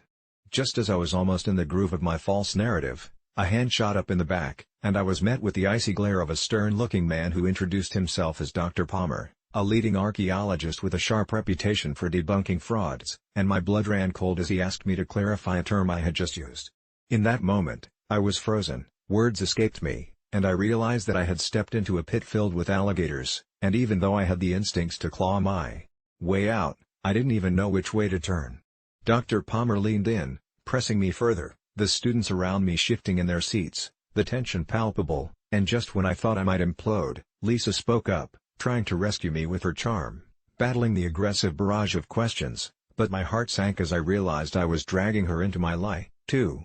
I felt sick, knowing I had thrust her into the chaos of my deception, and just as I considered the possibility of simply fleeing the stage, the fire alarm unexpectedly blared, sending everyone into a panic. It was a chaotic cocktail of relief and dread, making my heart pound as we were ushered outside. But instead of escaping, I found myself cornered by Dr. Palmer, who pulled me aside and whispered fierce accusations of dishonesty and ignorance. With sweat trickling down my neck, I braced myself for the storm, and before I could muster any form of plausible denial, he leaned in closer and said something that turned my world inside out. "You think you're the first? They're watching." My eyes widened in confusion, and before I could ask who he meant, he pulled back to survey the crowd flooding the campus grounds. I glanced over my shoulder, and my heart dropped into my stomach as I caught sight of a group of people in dark coats, standing ominously beneath an ancient oak tree, their eyes fixed on me. They looked like something out of a nightmare, long faces, expressions twisted with dark amusement, and with each person I recognized, my throat grew tighter. They were a group connected to the very archaic technology I had only pretended to know about. Fear flashed through me as I realized I hadn't just fabricated a job, I'd caught the attention of something much darker, something that existed outside the bounds of reality as I knew it. My mind raced with panic as the crowd began to disperse, but something about those people lingered, like shadows that wouldn't fade. I knew I had to disappear, to run from this tangled web of lies before it swallowed me whole, but running meant abandoning Lisa, who deserved someone real, someone good in her life, rather than the ghost of a man woven from lies. And before I knew what I was doing, I took off into the night, knowing full well that my fabricated job, once a ticket to her heart, had become a doorway to a haunting I never signed up for, and as I sprinted away, I could still feel those eyes watching me, hungry for the truth. I thought I could escape, but every night since, every time I glance over my shoulder, I feel them lurking, their whispers echoing in the recesses of my mind, a reminder of the twisted game I played, the moment when I took a leap into a world of darkness, and instead of letting go, it gripped tighter, until I can no longer tell the difference between who I was, who I pretended to be, and what terrible price I will eventually pay, haunted not just by my choices, but by the very shadows of the lives I so carelessly constructed and tore apart in an effort to find love. It was supposed to be a quick pit stop on the way home from work, just a simple bathroom break at the rundown gas station off the interstate that looked like it had seen better days. The moment I stepped inside, I was hit by a nauseating combination of stale air and something surprisingly more sickening, like a combination of mildew and regret. I grimaced but was desperate enough to let it slide as I approached the stall, the ancient, metal door creaking ominously as I pushed it open. That's when an impulsive sense of rebellion seized me, a ridiculous notion that perhaps the universe needed a reminder of my existence in that small, filthy space. I took out my phone to film a silly moment for my friends, maybe a playful rant about the horror of public bathrooms, but a flicker of mischief surged through me as I glanced at the grimy walls, layered with graffiti and obscenities. In that split second, the idea twisted into something darker, the type of idea that snakes into your brain and refuses to slither away. Before I knew it, I was kicking the toilet paper dispenser off the wall with a satisfying crash, its contents spilling all over the floor as if the universe had decided to shower me in white chaos. Part of me stepped back, eyes bulging at my own audacity, only to be followed by another wave of absurdity as I ripped down the faded posters, letting them flutter to the ground like autumn leaves, their peeling edges catching the dim light. Something primal awakened. I was now an artist in destruction, crafting a masterpiece of nonsense, and with each action, I could feel the adrenaline surging through my veins, pushing me towards a crescendo of insanity. But just as I grabbed the nearest stall door and wrenched it off its hinges, the realization of my impending doom crashed over me. I could hear footsteps approaching, the booming echo of someone else stepping into that hellish sanctuary, and suddenly, panic jolted me back to reality, forcing me into survival mode. I made a split-second decision to bolt from the stall and make a run for it, my heart pounding in a chaotic rhythm as I darted past the wreckage I'd created, the tips of my fingers brushing against the grimy walls as I maneuvered back through the doorway. The bright fluorescent lights buzzed overhead as I hit the exit, the heavy air pressing hard against my lungs, and just as I stepped outside, I heard it, a blood-curdling scream snapping the silence, shrill and piercing. "Oh my God!" a stranger shouted, shock wrapping around their words like a tight noose, and my gut churned. I hesitated, dread pulled in my stomach as the reality of what I had done crashed down on me like a tidal wave. Curiosity tugged at me, urging my feet to turn back towards the wretched bathroom, but a raw instinct for self-preservation took over, and I sprinted towards my car, fumbling with my keys. Heart racing, I glanced back and caught a glimpse of horror etched on the stranger's face, their hands covering their mouth as they pointed towards the bathroom, their shocked expression meeting mine in that fleeting moment. The shade of dread that filled their eyes magnified the gravity of my actions, transforming my reckless abandon into a vivid, cautionary tale. Fueled by adrenaline, I barely noticed the flakes of something thick. Was it blood? Sticking to my shoes as I threw myself into the driver's seat, my heart pounding like a desperate drum in my chest. I slammed the door shut, cranking the ignition like it was my lifeline. As I pulled away from that gas station, I stole one last glance in the rearview mirror, my breath catching in my throat as I saw the figure stepping cautiously out of the bathroom, their body rigid with fear, frozen in place, as if I had awakened something I couldn't even comprehend.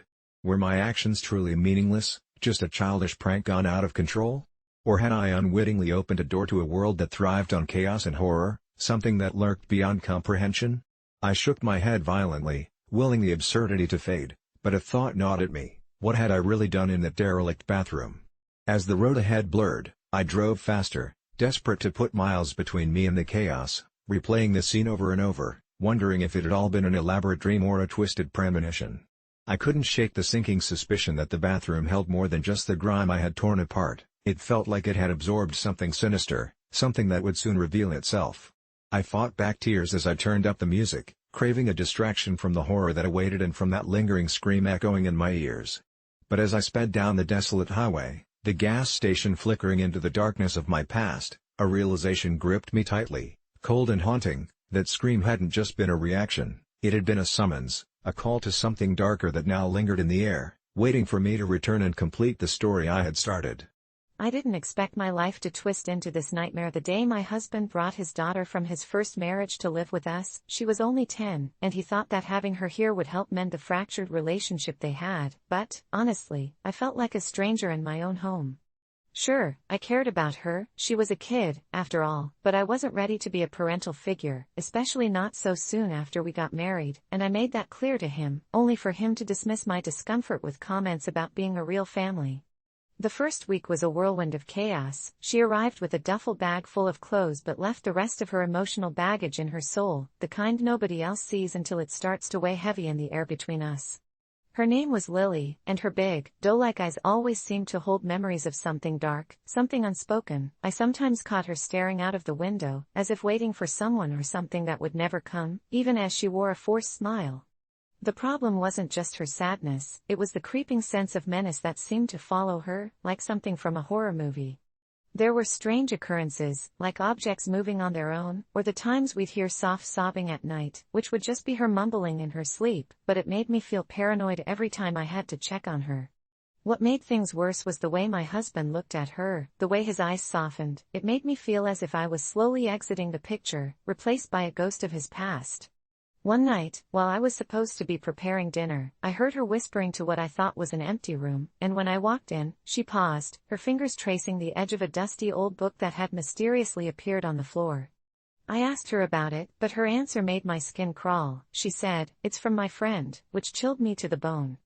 I brushed it off, but the sense of dread grew with each strange event. The pictures on the wall started to tilt during the night, and whispers would echo in the hallways, trapped in the silence like trapped souls. I found myself constantly wondering if I was losing it, yet every time my husband and I fought, she'd seem to smirk as if she was the one pulling the strings in our marital discord. It escalated when I was packing for a weekend trip, and I found my necklaces strewn across the floor, hung like strange trophies on a noose made of what I could only assume was her sick humor. That night, I had a nightmare, a vision of a shadowy figure lurking behind her, its fingers stretched toward me. I jolted awake to find Lily standing at the end of my bed, her face illuminated by the moon. She simply smiled at me, tilting her head like a dog who hears a distant sound, which sent a jolt of ice through my veins. I screamed, waking my husband, who dismissed my fears as a mom's unfortunate imagination running wild, even when I showed him the book she claimed was from her friend.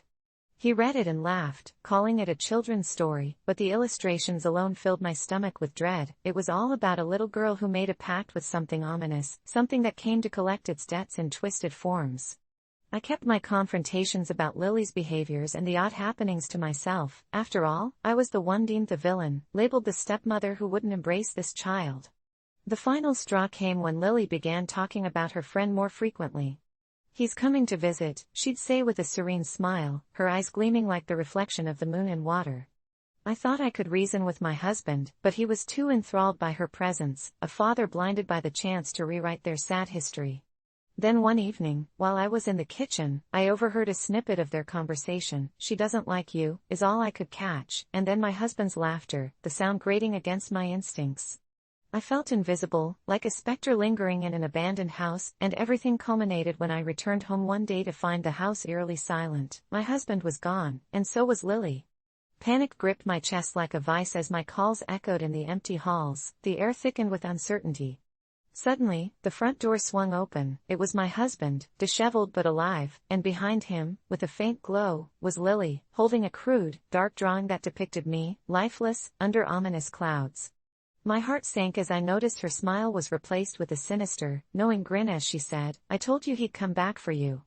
That night, I sat trembling in bed, too terrified to sleep, the drawing propped open in full view, wishing with all my heart that this nightmare was just a figment of my overactive imagination. The atmosphere swirled with tension and malice, and each time I turned over in bed, it felt like eyes were watching me, waiting to collect something that had been promised long before I came into the picture. When dawn broke, the reality of my situation struck me, and for the first time, I wondered if I was making a mistake by refusing to take responsibility for the child who seemed to pull our family apart, knowing all too well that ghosts aren't always literal, sometimes they are very, very real, and I had become the woman caught in the suffocating grip of a sinister pact, wondering if I, too, would be forgotten like the countless characters in the tales that had begun to seep into my mind, hoping desperately I wouldn't become a warning for someone else in the dark. I stole from a museum as a child, and I don't mean from the gift shop, I mean I slipped away from my school group during a field trip to the local history museum, a place filled with dusty artifacts and tales of the past that nobody ever really cared about except for the thrill of a day out of class. And while my classmates huddled around a display of ancient coins and woolly mammoth bones, I ventured into a dimly lit and seemingly abandoned wing where the air was stale and the walls whispered secrets that hung just out of reach. It was there, crouched in a small, shadowy alcove behind a velvet rope that I first laid eyes on the porcelain doll.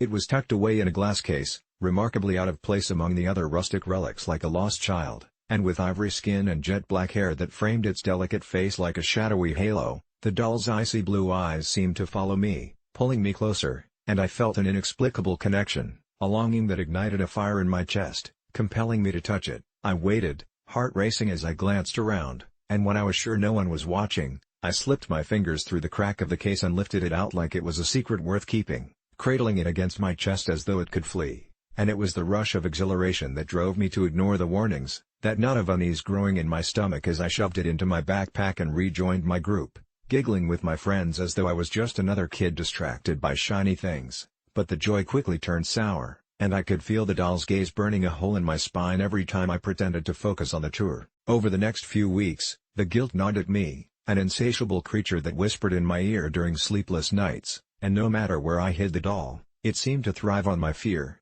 its cold presence suffocating my thoughts until I eventually did what I thought was the only way to rid myself of it. I buried it in the woods behind my house one stormy night, feeling the mud cling to my fingers as I pushed it into the earth with the ferocity of a child who believed burying a secret could seal it forever. But instead of the relief I hoped for, it felt like throwing away a piece of my soul, and the weight of what I'd done haunted me like a specter. I thought that would be the end of it. I tried to forget about the doll, to convince myself it was just a childish mistake, but soon enough, whispers and shadows began creeping into my life, darker and more malevolent, as if I'd invited something sinister into the world because I couldn't just leave things alone. And one day, I noticed that my family didn't seem quite right. My parents started arguing over things that never mattered before, and it wasn't long before the tension grew so thick it filled every room, and I found myself slipping into the woods again, my heart thrumming with a strange blend of fear and courage, desperate to dig it back up, to somehow right the wrong I'd committed. There, with trembling hands,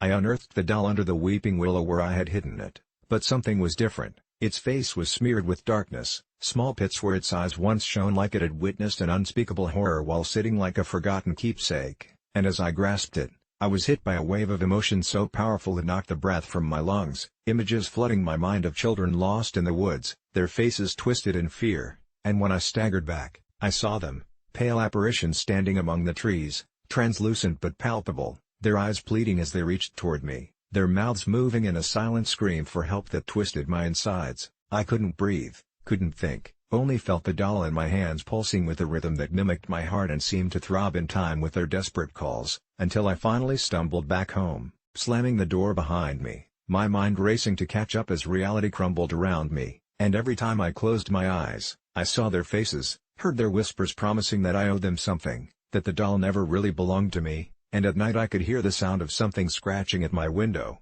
soft and persistent, riding the wind like the call of something long forgotten, and when I'd peeked through the curtains, I could see it, my doll, perched on the porch glider, grinning wickedly, its eyes reflecting the crescent moon like hungry black holes, and I pressed my hands against my ears to drown out their cries, warning me that the doll wanted to be returned, that I had taken what was never mine. The days stretched into a blurred haze, filled with visions of that fateful moment in the museum, the thrill of stealing what wasn't mine, and I knew I had to act before it consumed me whole, so I gathered all the courage I had left and went back to the museum, returning under cover of night, trembling as I slipped in through a side door that creaked ominously in protest, the darkness swallowing me whole, and my heart raced as I found the same empty display, the case now shrouded in a thick veil of dust. But just as I was about to place the doll back where it belonged, a sudden chill gripped me, and I felt a presence behind me, cold and inviting as an open grave. I turned around to find the museum curator, an ancient figure with hollow eyes that gleamed with an otherworldly knowledge, standing right in front of me, a smile etched into his wrinkled face, and he whispered softly, "I see you've found our little secret," and before I could respond, he reached for the doll with trembling hands, pulling it from my grip and raising it to the dim light, and in that moment, I realized with horror that the eyes of the doll weren't just a reflection, they were alive, and the faces of all the children I had seen in the woods flashed before me, filling the room with their whispers, and as the curator seemed to fuse with the doll, the last thing I heard was the echoing laughter of the children, a sound that would forever haunt my dreams, sealing my fate as the one who took something that never belonged to me, sentencing me to a lifetime of shadows, lost in the darkness where secrets are buried and forgotten. I don't know what happened to those children, but I think maybe they were the ones who stole from me.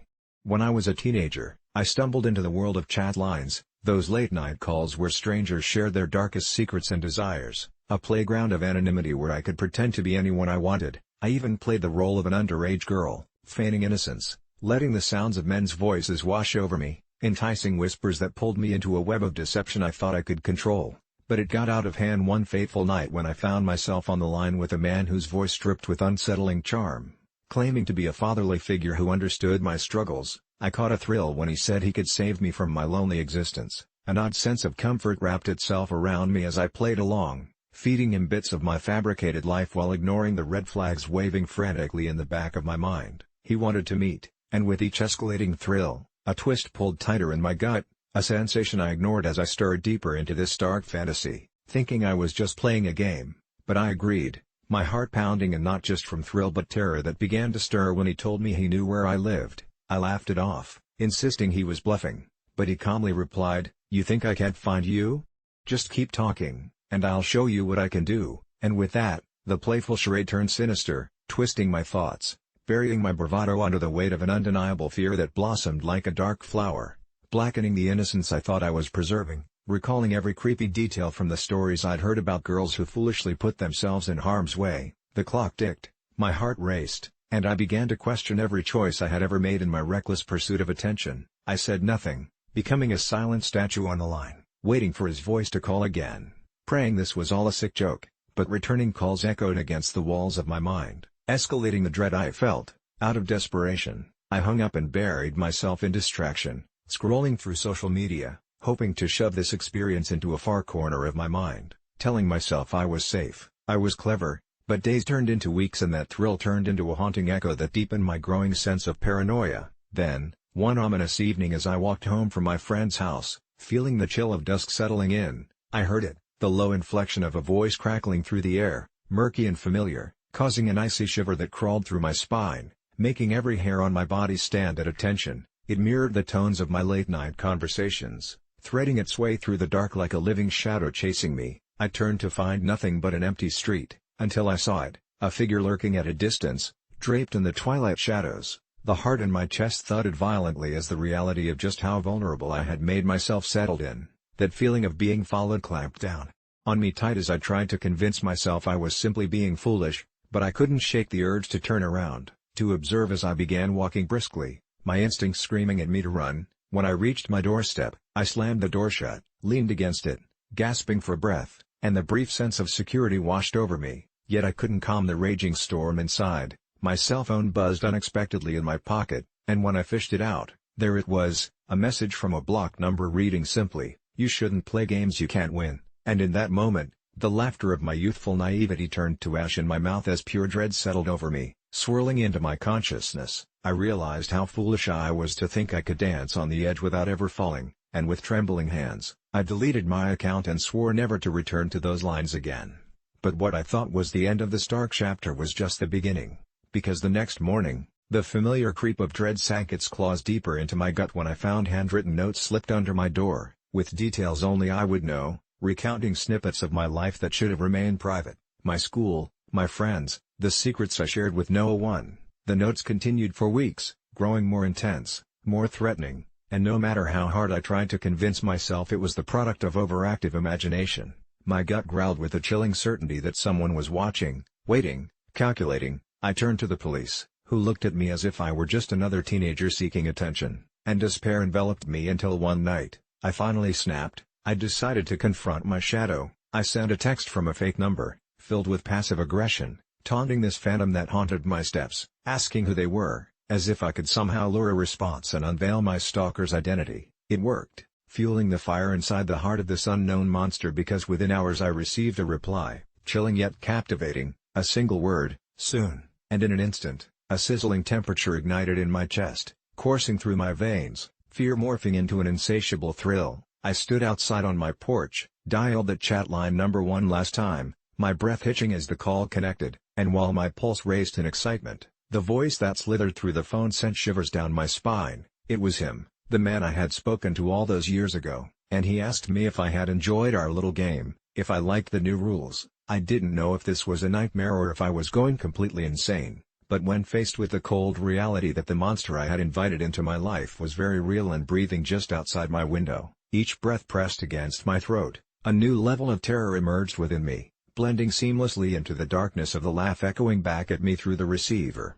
A sound so utterly bone-chilling that I realized too late, some games can indeed be played to the end, but the stakes may be far more than you bargained for, each turn pushing the boundaries of survival and sanity at the same time, casting shadows where once there had only been a fleeting thrill, only for me to discover that the deeper you dive into someone else's darkness, the more your own shadows come to haunt you. I never thought putting itching powder in my roommate's fleshlight would lead to anything more than a harmless prank, but I should have known better. The moment I ripped open that Ziploc bag and sprinkled the powder into the soft, inviting interior, a sense of dread wriggled through me like a dormant cockroach waking up under the fridge. My roommate, Jordan, was one of those guys with a twisted sense of humor. Hell, I should have expected some kind of retaliation, but when you're in college, it's all about pushing boundaries, and boy, did I push it this time. The plan was simple: let him discover the powder mid-pleasure so we could both have a good laugh at how ridiculous he'd be scrambling for relief. But that evening, as I watched him enter his room, I felt a twinge of guilt pull at my stomach. That guilt didn't last long. The next day, as I lounged on the couch, the sound of Jordan's frantic banging on the bathroom walls echoed through our apartment. "Derek, you've got to help me. Something's wrong." Panic rippled through my veins, knitting a frown onto my face. I couldn't help but laugh. The thought of him struggling with the itching powder made me feel like a mischievous god. I sauntered over, peering through the bathroom door, and there he was, bathed in a sheen of sweat, his eyes wild with a desperation I'd never seen before. "It burns, man. It's burning," he yelled, and at that moment I realized he wasn't joking. This was something more than just a prank gone too far. A sense of foreboding landed heavy on my shoulders as he slammed the door open, nearly knocking me backward. The horror on his face was tangible, raw. No joke about it. "I can't take it. It's everywhere."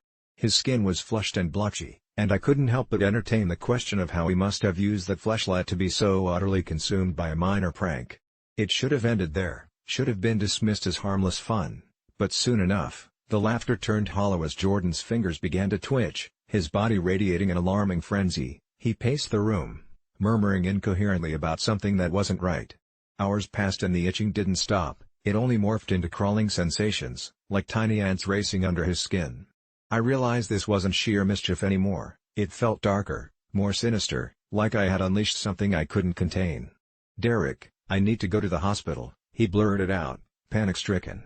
Something deep inside warned me not to let him leave. I knew if he did, he might trace it back to me and punish me in ways I couldn't fathom.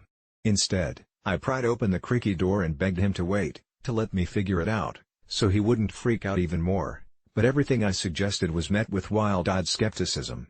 I rummaged through my mind for any knowledge on remedies, scouring my memory for the slightest hint of what might help. Finally, I suggested a cold shower, anything to numb the incessant sensation. The moment he stepped into that icy cascade, I prayed it was the miracle cure, but then I heard his screams, unearthly shrieks of terror that pierced the walls, reverberating like those screams I had read about in horror stories. I rushed to the bathroom, and when I opened the door, a nightmarish sight awaited me: Jordan, half crouched on the shower floor, scratching frantically at his skin, his nails drawing red welts like brushstrokes on a canvas. "It won't stop!" he howled, and that's when I saw it, a dreadful sight: thin, black veins webbing across his arms, pulsing and thumping like they had lives of their own, almost as if the powder had consumed him, had burrowed into his body. I staggered back, horrified at the transformation happening before my very eyes, and he locked his gaze on me, a gaze that sent chills racing down my spine. "I can feel it in my veins, Derek. Something's waking up inside me. I wanted to laugh, to tell him he was just going overboard with a prank gone wrong, but I couldn't. I stood there, frozen in place, as he backed away slowly, the last glimmer of humor extinguished, leaving only fear and regret. With every trembling breath, I stumbled back, his cries mingling with the frantic water cascading down the shower walls, each drop echoing doom. I had done this, my prank had taken on a life of its own, as if the universe had conspired against me for my carelessness. I quickly fled the bathroom, panic coursing through me, colliding with the nauseating reality that I was responsible for unleashing something dreadful onto my roommate. "You have to help me," he cried, but how could I? What could I possibly do? It felt like I was playing with fire and now it was spreading beyond my reach. I raced to my room, locking the door behind me, my heart thundering in my chest as I replayed the events that had spiraled out of control. Night fell, and the darkness hugged my nerves tightly, sitting heavy like a thick cloak. Through the walls, I could hear Jordan, howling as if in the grip of some unseen torment. Each cry was a knife to my conscience, a reminder of the cruel seeds I had sown. The scratching sounds grew louder, punctuated by the sickening squelch of someone, trapped in agony beyond my doorway. In that moment, I decided I had to finish this. I had to turn back time and unearth a solution like a bolt of lightning cracking the sky open. But as I gathered my courage and stepped from my room, the second I glanced down the hallway, I froze. The bathroom door stood ajar, and though I willed myself to move forward, I was paralyzed, racked with the chilling thought that whatever I expected to find, it was beyond anything my imagination could conjure. As I slowly approached the bathroom, the air clawed at my throat, hanging heavy with tension, each creak of the floorboards beneath me echoed ominously. I peered around the corner, and when I did, my stomach dropped into a bottomless pit. The shower still ran, windows fogged with steam. But it was far too quiet now. An uneasy silence danced in the air, and there, in the middle of the shower, I saw Jordan's reflection staring back at me, only it wasn't his face anymore, it had twisted into something grotesque and chilling. His skin was pale, almost translucent, his eyes sunken into his skull, and where the veins had once pulsed now writhed black tendrils that seemed to stretch out, scratching at the porcelain like spiders. "Derek," he murmured, but it wasn't his voice, it was something deeper, a haunting, echoing call that made my insides churn. I wanted to scream, wanted to run, but I stood glued to the spot, and when it hit me, what I had awakened inside him, the reality crushed me like a wave crashing against the shore. "Get out!" he wailed, and in that moment, a surge of unbearable pain shot through the air, carrying with it the weight of my regret. I turned and ran for my life, ignoring the way fear clenched at my chest, fueling every step out of that apartment, knowing I might have released something far worse than a mere prank, and someone else would have to deal with what I had done. As I fled into the night, I couldn't shake the whispering doubt that somewhere in the darkness, Jordan was no longer just my roommate, he was something I could never fully understand, a horror born of my own making, and I knew there was no escaping the consequences of the itch I had awakened. In a house that creaked with the weight of secrets, I learned to navigate the silence like a pro, slipping through the shadows unnoticed, an invisible witness to the chaos that played out behind closed doors. My dad and stepmom never missed a beat when they laughed or argued, their voices would echo through the walls like a twisted lullaby, but there was something unsettling about the way my dad's laughter sometimes turned into a knife-sharp yell, slicing through the air and making everything feel like it was about to shatter. On most nights, I would drown it all out, the TV's glow flickering like a lifeline in that dark abyss, but on this particular evening, something shifted in the air. I felt a tugging at my gut, a compelling urge, as strong as gravity, making me want to lower the volume while they were in the next room, arguing over something trivial yet somehow profound. You know how it is, the kind of nothing that spirals into the kind of everything you never wanted to witness, the dark underbelly of everyday life. I flicked the remote and, just like that, the TV's drowned-out chatter faded into the background, swallowed by the heavy tension emanating from the other room. I listened intently, the silence clinging to my skin, and heard them once again. "You're never there for me, Nathan," my stepmom shouted, her voice cracking like glass under pressure, slicing sharply through my fortified bubble of noise. "What do you want from me? I'm working hard to keep this family together." Dad shot back, his temper flaring, and just like that, my heart raced, a primal pang of fear and intrigue intertwining, leaving me a mere spectator trapped in a ring of emotional warfare. The moments that followed felt eternal, they threw words like weapons, dismembering each other's very essence. "You think I wanted this? You think I wanted to take care of someone else's kid?" I held my breath, Not just for the grotesque blow that hung heavy in the air between them, but for the hollow pit that grew in my stomach, aching because I knew she was right. I had invaded their perfect little world, a child of alimony and visitation rights intruding on their fragile happiness.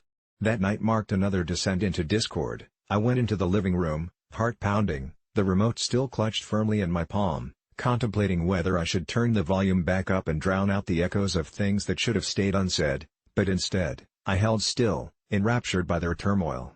The arguments started becoming worse, escalating into tidal waves of rage that peaked and then receded, leaving me stranded on emotional debris, picking through the wreckage of their love and hate, my heart racing each time they argued over who had left the lights on, or why there were dirty dishes in the sink again, a horrifying reflection of a family structure built on quicksand. In those moments, I became a puppet master, manipulating the sound levels while they lost themselves in the spirals of blame and resentment. It became a twisted game, a dance with the devil in their voices as I immersed myself deeper into the shadows, feeling that jittery thrill of control slip through my fingers like sand. The night the argument spiraled out of control was like no other. My dad began pacing like a panther, anxiety radiating off him, while my stepmom's eyes blazed with unfathomable fury. "You want me to leave? Fine, I'll leave. Just watch me," she screamed, and I felt an instinctual stir of dread, like a storm brewing far off in the distance, too gorgeous to look away from but too terrible to withstand. I pressed a finger against the remote, holding down the volume button, watching their silhouettes dance in the hallway, their emotional landscapes shifting into something unrecognizable, a husband and wife at odds or two strangers clutching onto what remained of a tattered union. "You're being dramatic, just stop," my dad exclaimed, but his pleas met her seething silence like a clawed hand raking against tender skin. I felt sick and exhilarated, like I was bearing witness to forbidden theater, a grand tragedy playing out beneath my unsuspecting gaze, and while I should have felt guilty for enjoying the dark theater of domestic chaos, I couldn't help but think it was better than watching paint dry on the walls. My vision blurred with dread and fleeting curiosity as the argument twisted and morphed, each sentence a spark paving the way to the inevitable catastrophe looming over our fragile wall of familial illusion. I found myself absorbed, wrapped in their world, watching eruptions of raw emotions unveil a new kind of horror. "You think this is just a game to me? I'm giving everything while you sit there in your static silence, pretending nothing is wrong," she yelled, and in that moment, I felt an overwhelming rush, a terrifying euphoria, as my dad's face crumpled in defeat, muscle taut and trembling against a broader backdrop of rage. It felt wrong yet intoxicating, as though reality itself unraveled before my eyes into something I could barely bear. As the argument reached a fever pitch and the words hurled back and forth felt like molten lava colliding with ice, I froze, heart racing, rooted in place, caught in a loop of watching. It was no longer just a conversation, it was a cage, each jab and parry echoing painfully through the room until finally, it built to a climax. I could see it in the flash of my dad's eyes and the stark terror that replaced fury in her stance. The tension crackled, and as their voices began to fuse into a jumbled shout, a panic like a sinner discovering hell flooded over me. I realized with malicious glee, this wasn't just an argument anymore, this was the tipping point. With fingers trembling on the remote, I pressed the volume button, letting the chaotic noise of their argument swirl around me like a tempest, feeling like a voyeur who had crossed a line one too many times. And in that moment, as chaos drew closer and uncertainty crept like a fog into my bones, I hit the mute button with a thrill that shot straight through my heart, hurting yet liberating all the same. The silence that followed was palpable, dense, and terrifying. They both stood still, caught in an electrifying pause, as remorse wrapped tightly around my throat, knowing I had fueled this fire, but still, I couldn't take my eyes from their displays of unfiltered emotion. Their eyes danced with a dangerous light, misplaced trust melting away, and just as abruptly, everything fell dead silent. But when my breath hitched, I understood something true and eternal. I had changed the course of their anger as it clawed its way into an abyss from which there would be no return. It was a road paved with heartache and despair, and I, a child of this chaos, had set the wheels in motion. I never thought a simple trip to the store would turn my life upside down, but here I am, staring at a deliberately cracked rearview mirror and my shaking hands as I replay that day like a broken record. It was a Thursday afternoon when I made my way to the local grocery store, the kind where you can already smell the fresh bread wafting through the air the moment you step inside. I parked my car, a rickety old hatchback that sometimes felt more like a death trap than a mode of transport, and grabbed my reusable bags, satisfied at the thought of stocking up on supplies for the week ahead. As soon as I stepped out into the sun, I couldn't shake the feeling that someone was watching me, but I shrugged it off. I was just being paranoid. As I navigated through the aisles, the fluorescent lights buzzing overhead, I felt an odd sense of unease gathering in the pit of my stomach, like a storm gathering clouds, but the distraction of choosing ripe avocados kept me focused. Then, just as I was about to pay, the store manager, a burly man with a thick mustache, confronted me. He pointed an accusatory finger and demanded to know why I had parked in the customer parking lot despite being a non-customer. My heart sank as I stammered out an explanation, grappling for words to deny the absurd claim. The truth was, I had shopped there plenty before. I was a loyal customer even if I wore the same ratty hoodie every time. But he wasn't having it, and soon enough, a crowd gathered around us like vultures drawn to a dying animal, some taking pictures on their phones, others whispering behind their hands. I felt my face burn as outrage and embarrassment battled inside me. I tried to plead my case, but the manager's eyes were void of sympathy, and he kept saying I had stolen a space meant for paying customers, almost reveling in my unease. The chatter swirled around me, and through it all, I became acutely aware of the other customers' judgmental stares, their silent alliances forming against me. Just when I thought it couldn't get worse, I felt a hand on my shoulder. I whipped around to see a stranger who claimed to have witnessed everything. The wrinkle-faced woman looked deep into my eyes and said she had seen me walk into the store without a cart, evidence of my guilt, she implied. Before I knew it, I was in a full-blown confrontation, surrounded by angry voices as the scene devolved, and I felt trapped in a surreal nightmare where all I wanted was to grab my groceries and leave. I thought I would cry, the humiliation of it all, so I decided to cut my losses and walk away. But before I made it to the door, I heard a loud shout that made me spin. "You think this is okay? You think you can do whatever you want?" It was a younger guy. He must have been no older than 25, and he was practically shaking with rage. My instinct told me to just leave, yet I felt a compulsion to respond. "I can park anywhere that's not specifically marked," I said, my voice tinged with desperation. "I'm a customer." Somehow, the words fell flat, and within minutes, I felt like I was the villain in a crime thriller. People were snapping photos, and I couldn't help but feel like I was reshaping their perception of me into something monstrous and self-serving. Heavy with the risk of escalation, I bolted toward my car, but the crowd followed me, whispers morphing into accusations, and I could hear the word entitlement thrown around like a weapon. My shaking fingers struggled with the keys, the metal digging into my palm like the weight of the judgments surrounding me. In that moment, a primal panic kicked in, and I took off, barely managing to slam the door behind me before revving the engine. I glanced in my rearview mirror. The crowd dwindled, but still, those eyes followed me as I sped away, fueled by something more than just righteous indignation. I thought about what they believed of me, a thief in plain view, a villain unseen until I was thrust into the light. I had an incessant feeling of being stalked as I drove home, every car a possible threat, every intersection a heightened crossroads of shame. By the time I reached my neighborhood, the weight of my crime settled heavily on my shoulders, pulling my spirit down. I locked the door behind me, determined never to revisit that store again, but the fallout was far from over. Over the next few days, I watched anxiously as the topic spiraled on social media. Someone had posted a video of the confrontation, painting me as a monster in need of public scorn. The comments were merciless, people calling for my head because of a miscommunication blown out of proportion. I struggled to sleep. Images of that mob haunted me as I tossed and turned, each creak of the house sending jolting terror coursing through me. I tried to remain disconnected, but it was impossible to ignore the shame, the anger, and the community I thought I belonged to suddenly turning their backs on me. I stopped going out, avoiding the grocery store like it was a plague zone, but I still heard whispers as I passed others in my neighborhood. Then came the calls. I got them all right, late at night just as I was starting to succumb to the silence of my home. They were taunting, anonymous voices echoing the very accusations that had attacked me days prior. I blocked number after number, but they kept coming, like a relentless tide, washing over me, burying me in guilt for something I had believed was just a simple parking dispute. I no longer found joy in cooking for myself or curling up with a good book. All I felt in the pit of my stomach was an ever-gnawing shame that clung to me like a shadow, relentless and suffocating. I began to question my own sanity. Had I really parked illegally? Did my neighbor slip the manager my license plate? The whispers grew louder, and they felt like the predator closing in on its prey. Then one night it all came to a head. I found myself pacing the floor, drowning out the voices in my head. I had to know the truth.